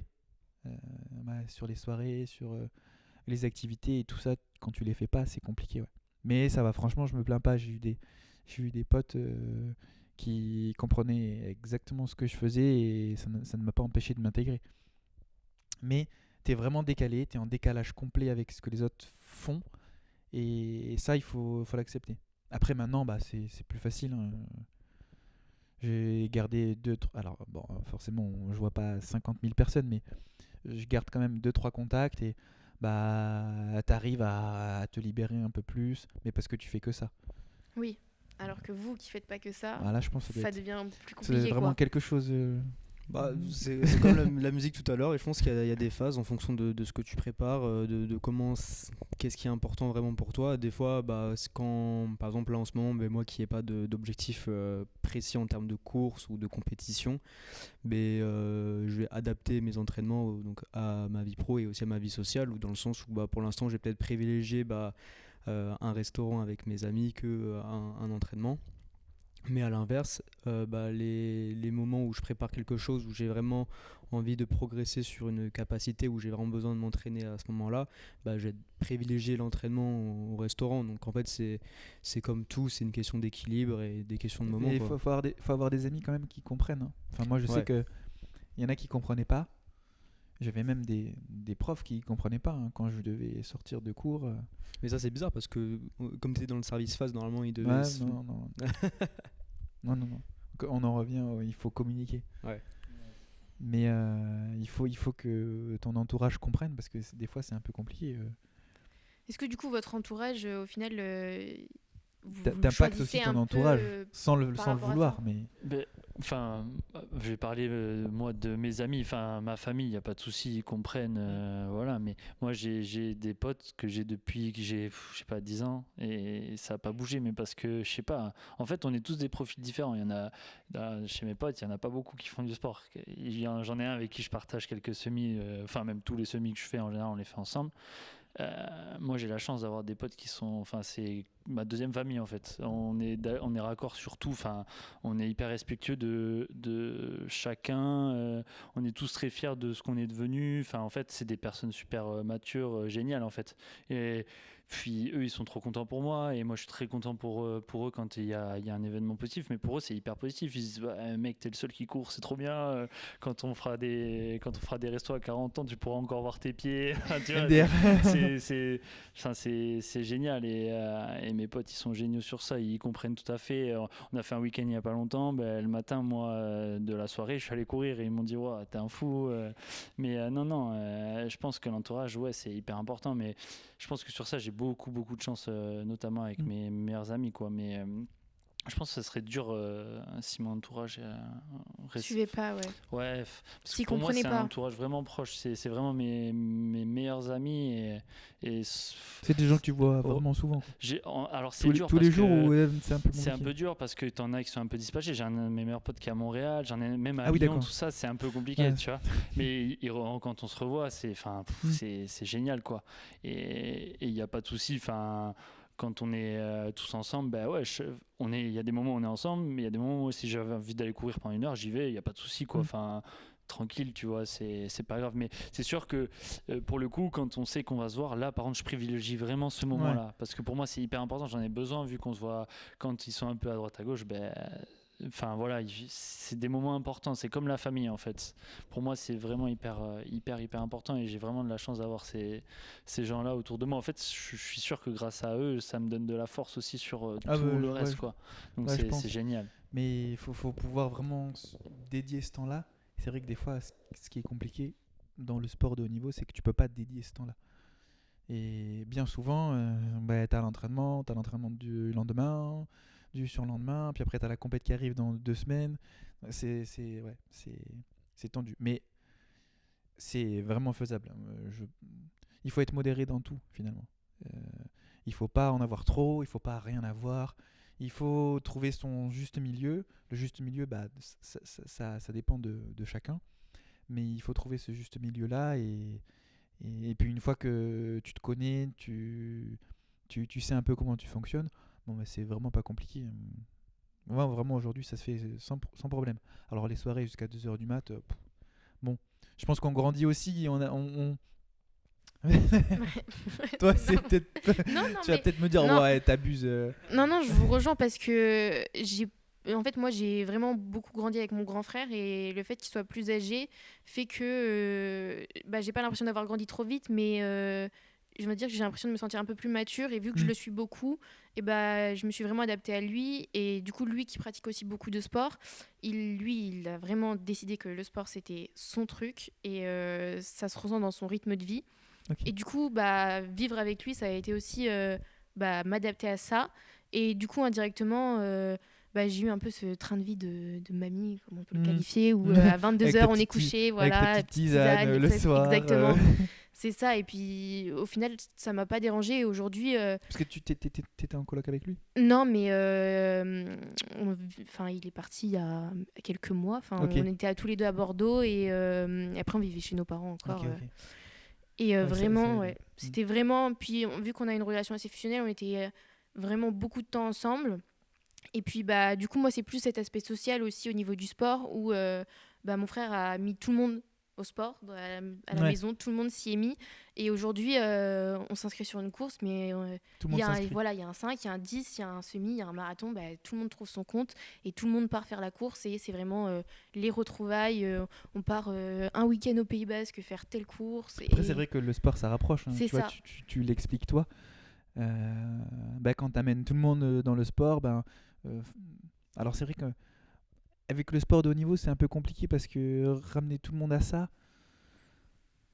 Peut-être pas à haut niveau, mais. Ouais, mais par exemple, moi je pars skier. Mon père, il va venir skier avec moi, avec ma famille, enfin avec ma mère et mon frère. Finalement, en fait, moi, parce que j'ai décidé que j'allais skier, mon père se ramène, mon frère se ramène, tout le monde se ramène. Mais du coup, parce qu'on adore ça et parce qu'on a été bercé là-dedans, quand on part surfer, on a un pied à terre à l'ITMX. Quand j'y vais, la première question qui arrive, c'est ah ouais, tu vas quand? Mais vas-y, je te rejoins, on va surfer, on se fait des petites sessions. Et alors même si ça reste autour de la famille, les amis c'est pareil. J'ai des potes quand je leur dis vas-y, je pars. Ah attends, je te rejoins à telle date, telle heure, on se fait un truc. Et c'est vrai que ça rapproche, non seulement dans l'entourage, mais quand tu discutes aussi avec des gens lambda, ça rapproche beaucoup. Ouais. C'est vraiment, en fait, c'est un milieu qui met tout le monde sur le même pied d'égalité, que tu sois bon ou mauvais. Et c'est un moment ça, de partage. J'adore. Vraiment, j'adore. Ouais. Et du coup, au-delà de ça, mon grand frère m'a mis du coup à la course. Mais est-ce que vous, par exemple, dans vos proches qui faisaient pas du tout de sport, est-ce que vous avez mis du coup des personnes de votre entourage au sport justement parce qu'ils vous voyaient faire, parce que quand vous alliez faire une course, ils venaient vous voir, ils étaient là, je veux faire pareil, ça me donne envie, j'ai aussi envie de vivre ça. Ou est-ce que pas du tout, ça a motivé personne dans votre entourage? Après, moi, mon entourage, je veux dire, mon père, ma mère, mon frère, enfin, en général, on était quand même une famille de sportifs. Je vois mon frère, mes parents, mon frère ont fait beaucoup de tennis quand j'étais très jeune. Bon, j'ai fait une saison de tennis, moi j'ai vite arrêté, je suis allé au foot, mais j'étais quand même dans le sport. Mon père il a toujours un peu couru, mon frère aussi. Mon frère fait beaucoup de surf, donc lui il est plus vraiment dans ce sport-là, mais j'avais quand même mon entourage très proche, on va dire. J'avais quand même des gens plutôt sportifs dans mon entourage. Après mes potes, quand on était jeunes, on était quand même très sportifs. Après maintenant, voilà, il y a les jeux vidéo, c'était un peu geek, on va dire, mais ils venaient quand même un peu au City, tout ça, faire des foot, des machins. Donc c'était cool, mais ouais, après avec l'âge, c'est vrai qu'ils ont un peu arrêté le sport, mais du coup j'ai mon meilleur pote avec qui je fais beaucoup de semis en fait, et c'est vrai que je le motive quand même pas mal. Donc c'est ça, tu prends un dossard, je le prends avec toi, quoi. Ouais, voilà, ou des fois tu le laisses pas le choix, je dis c'est bon, je l'ai pris pour toi, on y va, quoi. Ah oui, carrément. C'est fait, quoi. J'oblige. C'est vicieux ça. il est content après. Mais par exemple, on a fait celui de Toulouse et il voulait faire un temps. Et je dis, bon, vas-y, je cours avec toi, je te donne à boire, à manger. Je te lièvre et tout. Ouais, voilà, Ouais, c'est sympa. Non, mais C'était c'est cool. vraiment sympa, franchement. Dans la motive, là, il était trop content à la fin et tout. En plus, il a explosé le chrono et tout. Donc, c'était trop bien. C'était trop bien. Bah, ça aide aussi le fait d'avoir un pote qui te Ouais, tire. carrément. Parce que Carrément. mine de rien, sans forcément y faire attention, tu cours pour l'autre. Et c'est Ouais, vraiment cool. je suis d'accord. Non, pour le coup, ouais, c'est beau. Le fait d'être lièvre, en vrai, c'est un autre versant du sport. Et pour avoir été dans les deux cas, d'avoir eu un lièvre pour battre mon record sur 10 km et pour avoir été lièvre pour que celui que je lièvrais batte son record, bah, c'est vrai que au final, bah, on se rend compte qu'on a pratiquement les mêmes sensations en fait. Mm. On a le même ressenti, le bonheur, l'accomplissement. Et c'est ça qui est beau en fait. Et c'est ça où le sport, bah, c'est bien, c'est tous ces partages d'émotions qui sont incroyables. Du coup, la dernière thématique, c'est gérer l'échec et la réussite. Parce que, bah, comme on vient de parler de ligne d'arrivée, d'accomplissement, etc., souvent, bah, on se fixe un objectif et on ne réussit pas toujours. Et du coup, c'était savoir, vous, comment vous faites, comment vous arrivez à relativiser, à prendre du recul et vous dire, ok, c'est pas grave, c'est pas la fin du monde, quoi. Alors ça, je pense que par contre, le monde amateur pardon, le fait mieux que nous. Parce que vraiment, quand on fait que ça, bon, bah, on a tendance à vraiment se fracasser la tête contre le mur. C'est marrant parce que bah, y a des fois où, enfin, je l'ai dit juste avant, mais dans 99% des cas, on n'y arrive pas. Et comme la blessure fait partie du sportif, l'échec, ça fait encore plus partie du sportif, je pense. Et parce qu'en plus, bah, je pense qu'on apprend plus dans l'échec que dans la réussite. Quand on a réussi, on remet rien en question. Alors que quand on n'a pas réussi, ben c'est là où on essaie de trouver des moyens de levier, qu'est-ce que je peux faire de mieux, qu'est-ce que j'ai mal fait. C'est là où tu essaies d'analyser un peu ta performance ou ta contre-performance, quand bien même ça peut être une contre-perf. Et je pense qu'on est vraiment, pour réussir, il faut se casser la figure plein de fois. Et j'ai été vraiment dans ces deux cas. Je vais prendre mon exemple, mais moi j'ai commencé à faire du haut niveau en 2017. J'ai fait des championnats d'Europe juniors en 2017. J'ai fait mes premiers championnats d'Europe seniors en 2018. Et j'ai eu ma première médaille internationale sur des Europes seniors en 2024. Donc j'ai fait 4 championnats d'Europe. J'en ai raté des médailles. Et donc quand t'es jeune, bah ça va, c'est pas très grave parce que bah voilà, tu commences à aller progressivement de le haut niveau. Quand vraiment tu pars sur un championnat à te dire ok, bon ben là je pars pour la médaille et que bah tu te fais sortir en demi-finale, là c'est compliqué. D'autant plus qu'aujourd'hui, bah voilà, moi je m'entraîne une année pour une échéance. Alors il y a d'autres compètes, mais je m'entraîne quand même via ces compètes là pour l'échéance. Quand tu rates la seule échéance de l'année, bon bah t'as aussi cet aspect là de te dire ah bon bah, j'ai grillé une cartouche et bah, il m'en reste 4 sur 5. Il m'en reste que 4. Et donc tu te mets beaucoup plus la pression et c'est beaucoup plus dur à digérer. Et moi des fois je suis passé par des phases où vraiment tu te remets en question. Pendant 2 jours il faut pas qu'on te parle. Vraiment personne ne me parlait, je voulais rien entendre. Et puis vraiment t'es très déçu de toi. Je sais même pas comment on peut le décrire pour quelqu'un. Bon, je pense qu'en vrai tout le monde On est forcément tout, déçu. tout le monde La là. déception, je pense, c'est l'émotion première. Hein. Mais c'est vraiment quelque chose de négatif. Et puis plus tu te tapes la tête, plus tu vois ce négatif-là, plus tu attires du négatif. Et en fait, c'était dans une spirale un peu négative et tu n'arrives pas à en sortir. Et vraiment, il faut au plus vite arriver à sortir de ça et de se dire, ok, bon, ben, qu'est-ce que j'ai bien fait, mes leviers d'amélioration, ok, comment je le mets en place, et pas vraiment se dire, ah, ben, j'ai fait ça mal, je suis pas très bon. Non, il faut sortir de ce cadre-là. Mais c'est sincèrement très compliqué. Parce qu'en fait, il faut arriver à se remotiver, mais il faut pas trouver faut la pas force, douter, le faut pas courage. douter de Mais soi. des fois, ça peut être difficile de bah, on n'a pas atteint l'objectif et c'est là, faut repartir, faut se remotiver, faut retrouver le courage de se relancer dans un truc, de repartir, alors qu'au final, on est juste déçu et c'est un peu comme même tout échec dans la vie où on est plus là à attendre, à se dire bon bah, faut que je me remette dedans, mais j'y arrive pas et des fois, on broie du noir et comment vous faites? Est-ce que vous, ça vous est déjà arrivé du coup de vraiment broyer du noir et de se dire bah, faut que je fasse quelque chose, mais je sais pas quoi faire pour repartir en fait juste? Ou est-ce que automatiquement si vous n'avez pas réussi votre objectif, vous êtes dit, bon bah ok, bah juste je repars. Bah, personnellement, ça m'est arrivé dans les courses que j'ai courues, d'en rater, de pas atteindre les chronos que j'avais visés, ou carrément d'abandonner. Je reviens sur le marathon que j'avais tenté.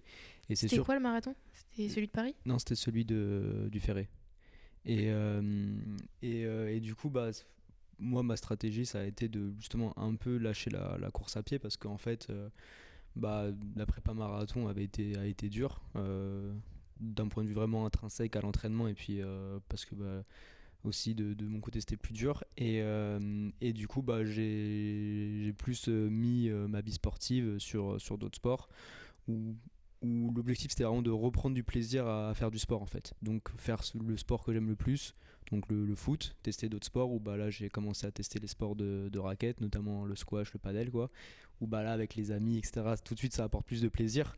Ah, c'est vrai que en plus marathon c'est compliqué. Ouais, c'est clair, c'est sûr. C'est- Mais après, c'est ça. Mais après, ça a permis de reprendre du plaisir à faire du sport. Parce que je pense quand on est amateur, c'est le leitmotiv, c'est vraiment le plaisir en fait à faire du sport. Et là justement, je me suis remis en question en mode là, je prenais plus le plaisir en fait à faire du sport. Et donc là, il y avait un problème pour moi. Donc j'ai repris du plaisir à faire du sport, mais d'un autre côté, celui où je suis le plus fier de moi quand j'accomplis des choses, c'est quand même la course à pied parce que t'es dans un sport qui est très individuel quand même, où tu te concentres vraiment sur toi. Et quand tu parviens à faire tes chronos, t'as une sensation de fierté qui est Mais immense. c'est toi, c'est pas l'équipe qui a gagné, Voilà, c'est ça, toi, c'est toi. juste toi. Exactement, voilà. Et la gratification, elle est encore plus grande. Mais c'est cool parce que tu arrives quand même à prendre du recul là-dessus. Il y a même encore aujourd'hui des athlètes de haut niveau qui broient du noir et qui n'arrivent pas à s'en sortir, hein. Ça arrive vraiment à tout le monde et aujourd'hui ça marche dans l'athlète, mais ça marche aussi dans la vie perso, enfin dans la vie perso, dans la vie pro. Je sais pas moi, t'es kiné, t'arrives pas à soigner quelqu'un, ok, bon, oui, je mets tout à Ouais. plat, qu'est-ce que je fais mal, qu'est-ce que je fais pas bien. Et c'est ça que je trouve cool, c'est que tu développes des qualités dans le sport que tu peux quand même retranscrire dans la vie pro et vice versa. Et c'est hyper intéressant que toi justement t'aies cette casquette là et t'arrives à changer, interchanger Ouais, sans souci parce que ça peut être vraiment compliqué, ouais. Mais oui, c'est sûr, comme tu as dit, hein, le sport c'est quand même une très bonne école qui apprend justement à travailler sur soi, notamment le sport individuel, je pense d'autant plus. Mais pour vous, comme vous faites que ça, la nécessité de s'entourer de préparateurs mental, je sais pas. Mentaux, ouais. mentaux, hyper important quoi. Pour avoir justement Mm. avoir cette capacité à passer à autre chose parce que c'est hyper important pour vous quoi. Ouais, c'est arriver en fait à. C'est hyper important, mais pas douter de soi. Et ce que tu as fait, dans tous les cas, ça n'impacte pas tout le travail que tu as accumulé pendant des semaines. Et c'est pas parce que tu fais une contre-performance ce jour-là que ça y est, t'es nul et tout ce que tu as fait, ça n'a servi à rien. Et c'est compliqué de digérer tout ça et de se mettre dans une spirale positive. Parce que c'est juste pas possible. C'est juste pas possible. Et à l'inverse, quand tu réussis, je reprends l'exemple de Charletti au meeting de Paris. Mais vraiment, mais tu remets absolument rien du tout en question. Au contraire, c'est un soulagement. C'est même pas vraiment. Tu te laisses planer par le truc quoi. Ouais, c'est même pas juste. C'est même pas t'es content, c'est juste du soulagement de te dire ok, bon, en fait, tout ce travail il a payé et c'est bon, j'ai la recette. L'année prochaine, je vais mélanger tous les mêmes ingrédients, je vais touiller et ça va remarcher. Et Pas vraiment, forcément, c'est pas une science exacte, hein. Exactement, tu vois, ça n'a pas marché l'année d'après. J'ai mis exactement tous les mêmes ingrédients, ça n'a pas marché. Et à l'inverse, tu vois, un mois après, au jeu à Paris, quand je fais 6ème, en fait, ce qui se passe, c'est que je fais une 41, je suis champion d'Europe, champion de France. On me voyait sur le podium. Moi aussi, je m'y voyais sur le podium, même gagné. Et tu fais 6ème, tu es dans la course la plus rapide de tous les temps. Tu regardes dans les médias, oh c'est la panne sèche Portugal, finalement la seule chance de médaille française s'est évaporée, qu'est-ce qui s'est passé, qu'est-ce qu'il a fait, oh là là, mais les Français on est vraiment nuls. Bon, c'était compliqué. Et juste après, je sais pas si vous avez regardé, mais il y a Sirena, donc la française, sur 110 mètres haies, enfin sur 100 mètres haies plutôt, qui fait deuxième. Et moi, j'étais à côté de Pierre-Ambroise Boss à l'interview, mais j'avais les larmes aux yeux. Parce que vraiment, ce qu'elle était en train de vivre, bah. C'est ce que tu aurais voulu vivre. Exactement. Et c'était tellement dur de voir tous les gens crier. En fait, cet accomplissement-là, vraiment, j'en avais les larmes aux yeux, j'avais mal au cœur. Mal au cœur. Terrible. En plus, ce qui est terrible, c'est que, bah oui, certes, elle a eu une médaille, mais au final, toi, tu as quand même réussi. Ok, t'as pas eu une médaille, mais tu as réussi à décrocher un chrono. Et ça, des fois, pour le public, on va dire, qui pratique pas forcément de sport, ils s'en aperçoivent pas. Et du coup, justement, comme tu dis, les remarques, les commentaires qui faisaient dans la presse, bah, c'est vraiment terrible parce que, en fait, t'as pas du tout été déméritant, au contraire. Mais juste, vu que c'est pas quantifié par une médaille, par un podium, bah, tout de suite, forcément, c'est moins significatif.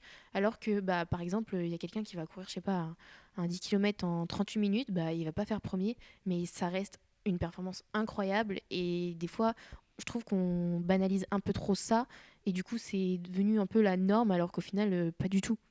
Non, mais la norme, elle est en fait de réussir et d'être meilleur qu'hier. Et encore une fois, la prep mentale, on pourra en parler des heures.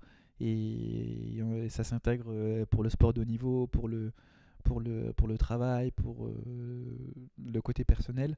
Et c'est hyper important de se dire, en fait, ok, je ne me concentre pas sur les autres, je me concentre sur moi. Est-ce que moi, je suis fier de moi, de ce que j'ai fait, de ce que j'ai produit, de ce que j'ai fait là sur la course, mais de ce que j'ai fait dans tout l'entraînement, sur des semaines et des mois auparavant.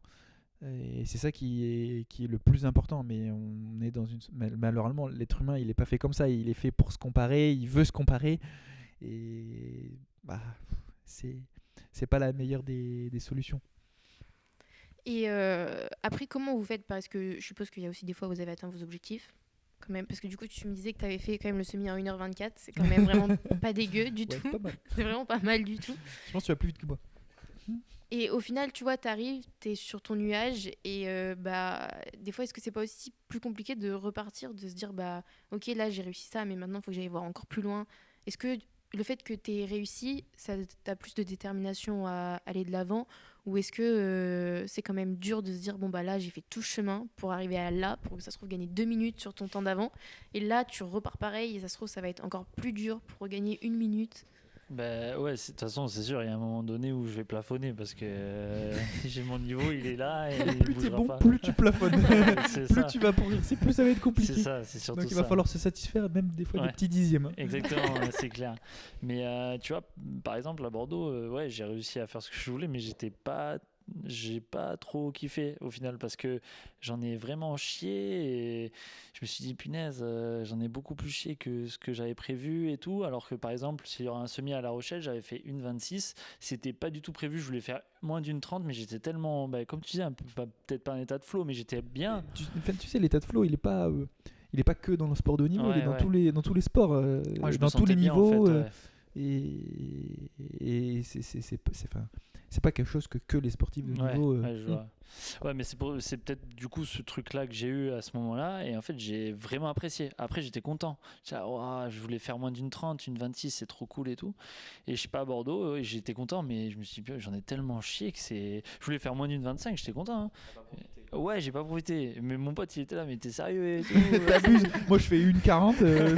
Ouais, non mais il m'a dit t'abuses et tout. Non, mais c'est vrai que je sais pas. Et après en fait c'est avoir juste prendre un peu plus de légèreté.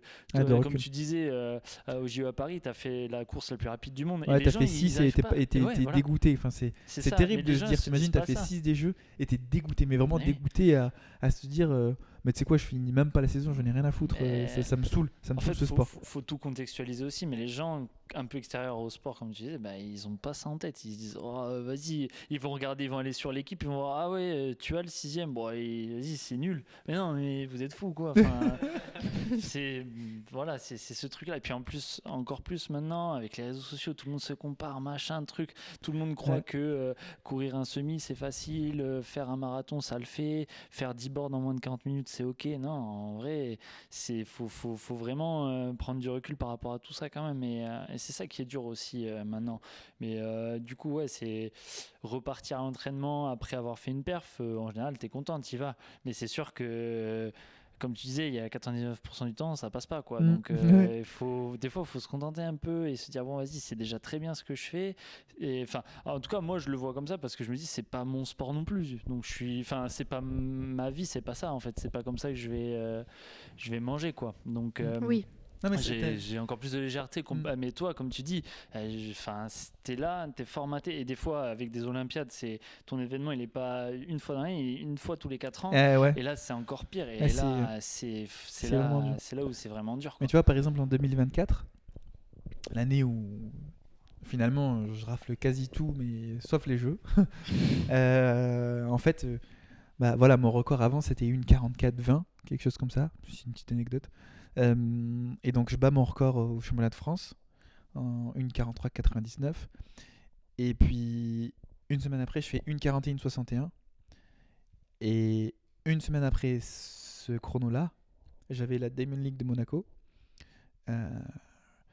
Et j'ai fait une 42,04, je crois. Bon, ben, la première réaction, ma première réaction quand j'ai passé la ligne, c'était une 42,04. Hein. Donc j'avais déjà mis 2 secondes à mon record. Hein. Je me suis dit, purée, franchement, c'est nul quand même. Et je voulais rebattre mon record. Mais c'est terrible. Le pote, il a refait le record de France. Et je suis peut-être quoi, le 10e meilleur performeur avec une 42,04 hein, de tous les temps. Bah non, il se dit, vas-y, c'est nul, ça me saoule, je voulais faire mieux.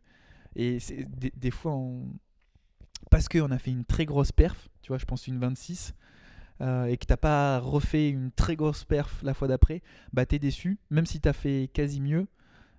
T'es quand même déçu et t'arrives pas à trouver du bon dans ce que t'as fait. Oui, tu relativises pas. Au final. Ouais, voilà. Alors que, mec, chill. Ouais, c'est exceptionnel ce que t'as fait. Et enfin, je rejoins du coup ton point, quoi. Des fois, t'es tellement, t'en veux tellement plus, parce que finalement, on s'en remet tous les jours des objectifs perso. Et des fois. C'est ce qui nous fait avancer au final. Oui, c'est ce qui fait avancer, oui, mais des fois, c'est ce qui fait reculer aussi. Oui, c'est et ce que tu dis dans ce cas-là, ça va, t'as réussi à prendre du recul et te dire, bon, en fait, bon, non, franchement, c'est hyper cool. Mais des fois, il y en a, ils comprennent pas pourquoi ils n'ont pas fait mieux et ils acceptent pas et ils se tirent des balles dans les pieds. Mais c'est là, du coup, on revient au fait d'apprendre dans l'échec et c'est là où on ressort au final plus grandi et après, on arrive mieux à digérer. Mais c'est sûr que ça prend du temps et au final, bah, quand on rate son objectif, c'est un peu comme tout dans la vie, on a juste besoin de temps pour digérer l'info et pour repartir tranquillement. Du temps et il faut se mettre dans le bon mindset et des fois, bah, il faut avoir le bon entourage pour créer cet environnement-là. Et enfin, je pense que toi, tu dois en voir des blessés. Alors, c'est pas forcément de la non-réussite, mais c'est des gens qui ont besoin d'être entourés, qui ont besoin d'être rassurés, qui ont besoin voilà, qu'on les aide finalement à voir du positif. Et c'est un peu pareil quand on ne réussit pas. C'est essayer du coup de voir du positif dans quelque chose qui est négatif. Et c'est compliqué. Ouais, c'est toujours le plus dur, hein, réussir à avoir le positif dans le négatif. Mais je rejoins un peu aussi Jules dans ce qu'il a dit, où maintenant, en fait, avec tout ce qu'on voit sur les réseaux, bah, y a une banalisation qui est faite sur notamment la course à pied, parce que c'est la grande mode au ce moment. C'est ça, avec Strava, avec tout ça, où en fait bah, tout le monde pense que tout le monde est capable de courir un semi, et que faire plus de 1h40 sur un semi, bah, en fait c'est à chier, quoi. Alors que bah, en fait faut relativiser et se dire que faire un semi c'est quand même 21 bornes, courir 21 bornes c'est un effort réellement physique. Ouais. Et c'est cette banalisation là qui amène beaucoup de de blessures chez les novices, quoi. Ouais. Parce qu'ils vont se dire, ah bah putain, lui, avant il courait pas, il a réussi à faire un semi. Bah, moi aussi je vais le faire, alors qu'il a jamais fait de semi, et Mais c'est là où la blessure elle arrive au final. Je pense que les gens se rendent pas compte, mais moi aujourd'hui, je ne cours jamais plus de. Enfin, j'ai jamais fait de 21 bornes, même à l'entraînement. Et pourtant, l'hiver, j'en fais des bornes. Mais j'ai dû faire max 18 km, peut-être, avec l'échauffement, la séance de fartlek, du coup, de fractionner, et la récup. Oui, donc c'est pas 18 ben, km enfin, à fond, quoi, parce que t'as ton Ouais, non, c'est pas échauffement, 18 km à en fond. plus. Je pense que les gens, C'est ça. ils. Non, Bon, non, voilà, de par les réseaux et de par leur entourage, ils n'arrivent pas à, à voir que ça reste quand même un effort qui est hyper intense, hyper compliqué. Et c'est pas quelque chose qu'on fait en un claquement de doigts, vas-y, plié. Ouais, ils ont pas cette culture-là de l'entraînement, justement. Comme tu dis, 18 bornes, mais tu fais pas juste 18 bornes d'une traite, non. Tu as ton échauffement, ton corps de Ouais. séance et ta récupération, quoi. Exactement. Et donc, ouais, c'est sûr que c'est bien, les réseaux, tout ça, mais il faut quand même. Enfin, le premier conseil que je donne à quelqu'un qui veut commencer la course à pied, c'est la progressivité. Même des fois, je leur dis d'alterner course et marche, en fait. Ouais, aujourd'hui, ce qu'on fait pas mal aussi, c'est. Tu vois, moi, dans mon plan d'entraînement, bah, imagine, je fais ces 18 bornes là. Le soir, j'ai un footing à faire de récup. Bon, bah, peut-être que je vais privilégier le vélo ou l'elliptique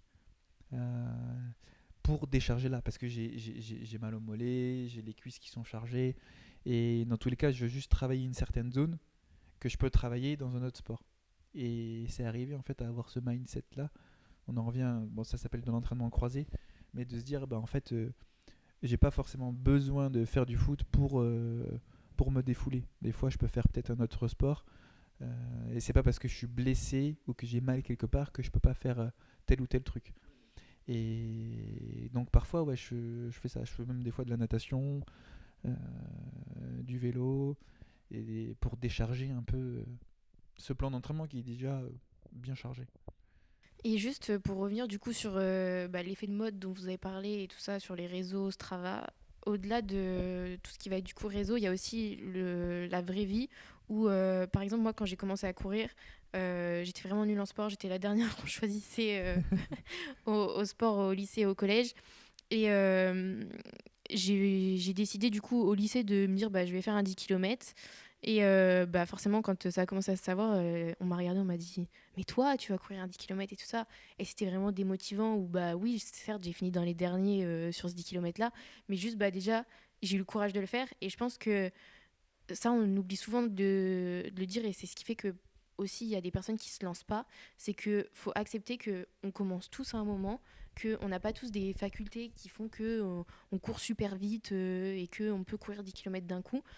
Et ça, je pense que c'est pas assez dit parce qu'il faut vraiment accepter le fait que on commence doucement pour réussir. Tu sais, il n'y a que les gens plus mauvais que toi C'est ça qui qui te parle. critiqueront. Ouais. C'est ce que j'allais dire. Ouais, enfin, on le voit un peu partout maintenant sur les réseaux, mais un millionnaire, il critiquera jamais ton investissement. Non, mais c'est sûr. C'est ceux qui ont Comme, critiqué le fait de exactement. faire 10 km, Voilà. c'est qu'ils n'ont jamais fait de 10 km. C'est ça. Quelqu'un qui fait du 10 km et qui critique quelqu'un qui est dernier du 10 km là, c'est que C'est mentalement ça. il est Dans pas tous normal. les cas, il en faut un premier et un dernier. Ça, bien c'est sûr. aussi le but du jeu. Et vraiment, c'est ce que là, j'en profite qu'il y ait le podcast pour vraiment le dire parce que je faisais partie de ces personnes qui avaient peur de se lancer et j'étais catégorisée dans la famille, celle qui veut jamais marcher quand on part en voyage, tout ça. Au final, là, je demande à mes parents, je veux partir à la montagne, je veux aller à la rando, je veux faire ça. Et c'est juste incroyable parce que le sport fait vivre des moments extraordinaires, ça rapproche, ça fait rencontrer des personnes. Et ça débride aussi. ouais, c'est un élément social vraiment énorme. Je viens aussi du coup sur le fait que de par le sport, tu as pris confiance en toi. Ouais. Et aujourd'hui, c'est toi qui amènes des trucs. C'est toi qui amène des projets, c'est toi qui fait vibrer aussi ton entourage. Et je pense que c'est hyper bénéfique. T'imagines si tu t'étais pas lancé dans ce 10 km là, peut-être que tu serais pas là à lancer ta chaîne, ton podcast. Ils sont tous là. Et franchement, c'est beau. Mais à tout niveau. Il n'y a pas besoin de faire du sport de haut niveau pour se dire « Ah, c'est beau ce que tu fais ». Ben non. Ça vient comme ça pour n'importe qui. Et quelle que soit la décision, c'est bien, il faut être courageux. C'est pas facile, vraiment, quand on te dit t'es nul, de toute façon tu vas pas y arriver. Soit tu t'effondres, soit tu leur prouves que si tu y arrives et voilà. Exactement. Donc franchement, félicitations. Ouais. Et je pense que tout le monde l'a vécu ça. Bien sûr, bien sûr, bien sûr. En fait, tout le monde a commencé à un point de départ et T'es- il fallait juste accepter ça. Quand Quoi. tu commences, t'es pas bon. Tout Voilà, le monde est c'est mauvais. ça. Donc, Ouais, forcément, même c'est sûr, comme tu l'as dit, il y a des prédispositions, mais à un moment donné, tu vas Enfin, pas commencer à des courir. prédispositions quand tu dois apprendre à palper l'anatomie, etc. Ouais, voilà. T'as pas de prédisposition, Non, non. franchement. Hein. C'est sûr. Il y a C'est zéro. Sur des choses très techniques comme ça, évidemment non, mais je veux dire forcément il y en a qui de naissance vont avoir une meilleure VO2 max que d'autres, mais bon après c'est l'entraînement qui fait les choses et puis il faut accepter que il y a ce processus d'apprentissage, d'entraînement et qu'après de toute façon on sera meilleur et le principal c'est de se lancer et peu importe ce qu'on dit à côté Ouais. si C'est ça toi c'est ça qui est important, c'est dans ce tes bottes. processus d'apprentissage. Ah si, imagine, tu te réveilles et tu sais pas comment tu fais ça et bam, tu claques des doigts et tu sais le faire. Bon ça serait pas du tout gratifiant et tu t'aurais pas autant de fierté à l'avoir fait. Et c'est ça qui est beau, c'est de se dire ok, en fait, je veux faire ça, je suis nul, mais je le fais quand même. Je passe par ça, et au final j'y arrive. Des fois je me casse la figure, mais je me relève. Et c'est ça qui fait que c'est encore plus beau. En 2023, je me casse la clavicule. Je vais même pas en demi-finale. Et pourtant, l'année d'avant, j'avais fait la finale, j'avais fait 6ème des championnats du monde. Je suis reparti à l'entraînement comme tout le monde et je me suis dit, c'est pas grave, je me concentre pas là-dessus. Et en 2024, j'ai tout raflé. Et en 2025, rebelote, et j'ai pris un gros mur dans la figure. Et c'est pas pour autant que je me laisse abattre pour 2026. Et c'est hyper important C'est un peu les ce montagnes processus russes. Quoi. d'apprentissage là. Ouais, bien sûr. Ça fait partie, ça fait partie du sport, surtout que c'est ça. C'est la vie. Eh bien, écoutez les garçons, je vous remercie beaucoup d'être venus. Merci en tout cas de vous être déplacés parce que vous nous avez accordé du temps et le sujet était vraiment très intéressant d'avoir pu échanger avec vous. Vous avez apporté tous un regard différent sur le sport et sur ce que ça peut apporter dans la vie à tout le monde. Donc vraiment merci beaucoup pour votre Maintenant il faut faire du sport parce que ce C'est qui ça. paraît c'est bon pour la santé. Ouais, Et Je pour pense le que c'est mental. pas ce qui paraît, je pense que c'est sûr. Hein. il y a beaucoup de bienfaits. Mais merci à toi Elsa pour l'invitation et Et Bravo après pour on ça. peut aussi remercier toute l'équipe qui est Ouais, derrière merci beaucoup, aussi. Merci à tous, l'équipe. On se c'était rappelle génial. plus des prénoms mais On mettra à la fin l'équipe technique. l'équipe technique, ouais. Ah, mais merci qui ont beaucoup. aussi fait un gros boulot. Voilà, merci beaucoup. merci à tous. Merci. Merci.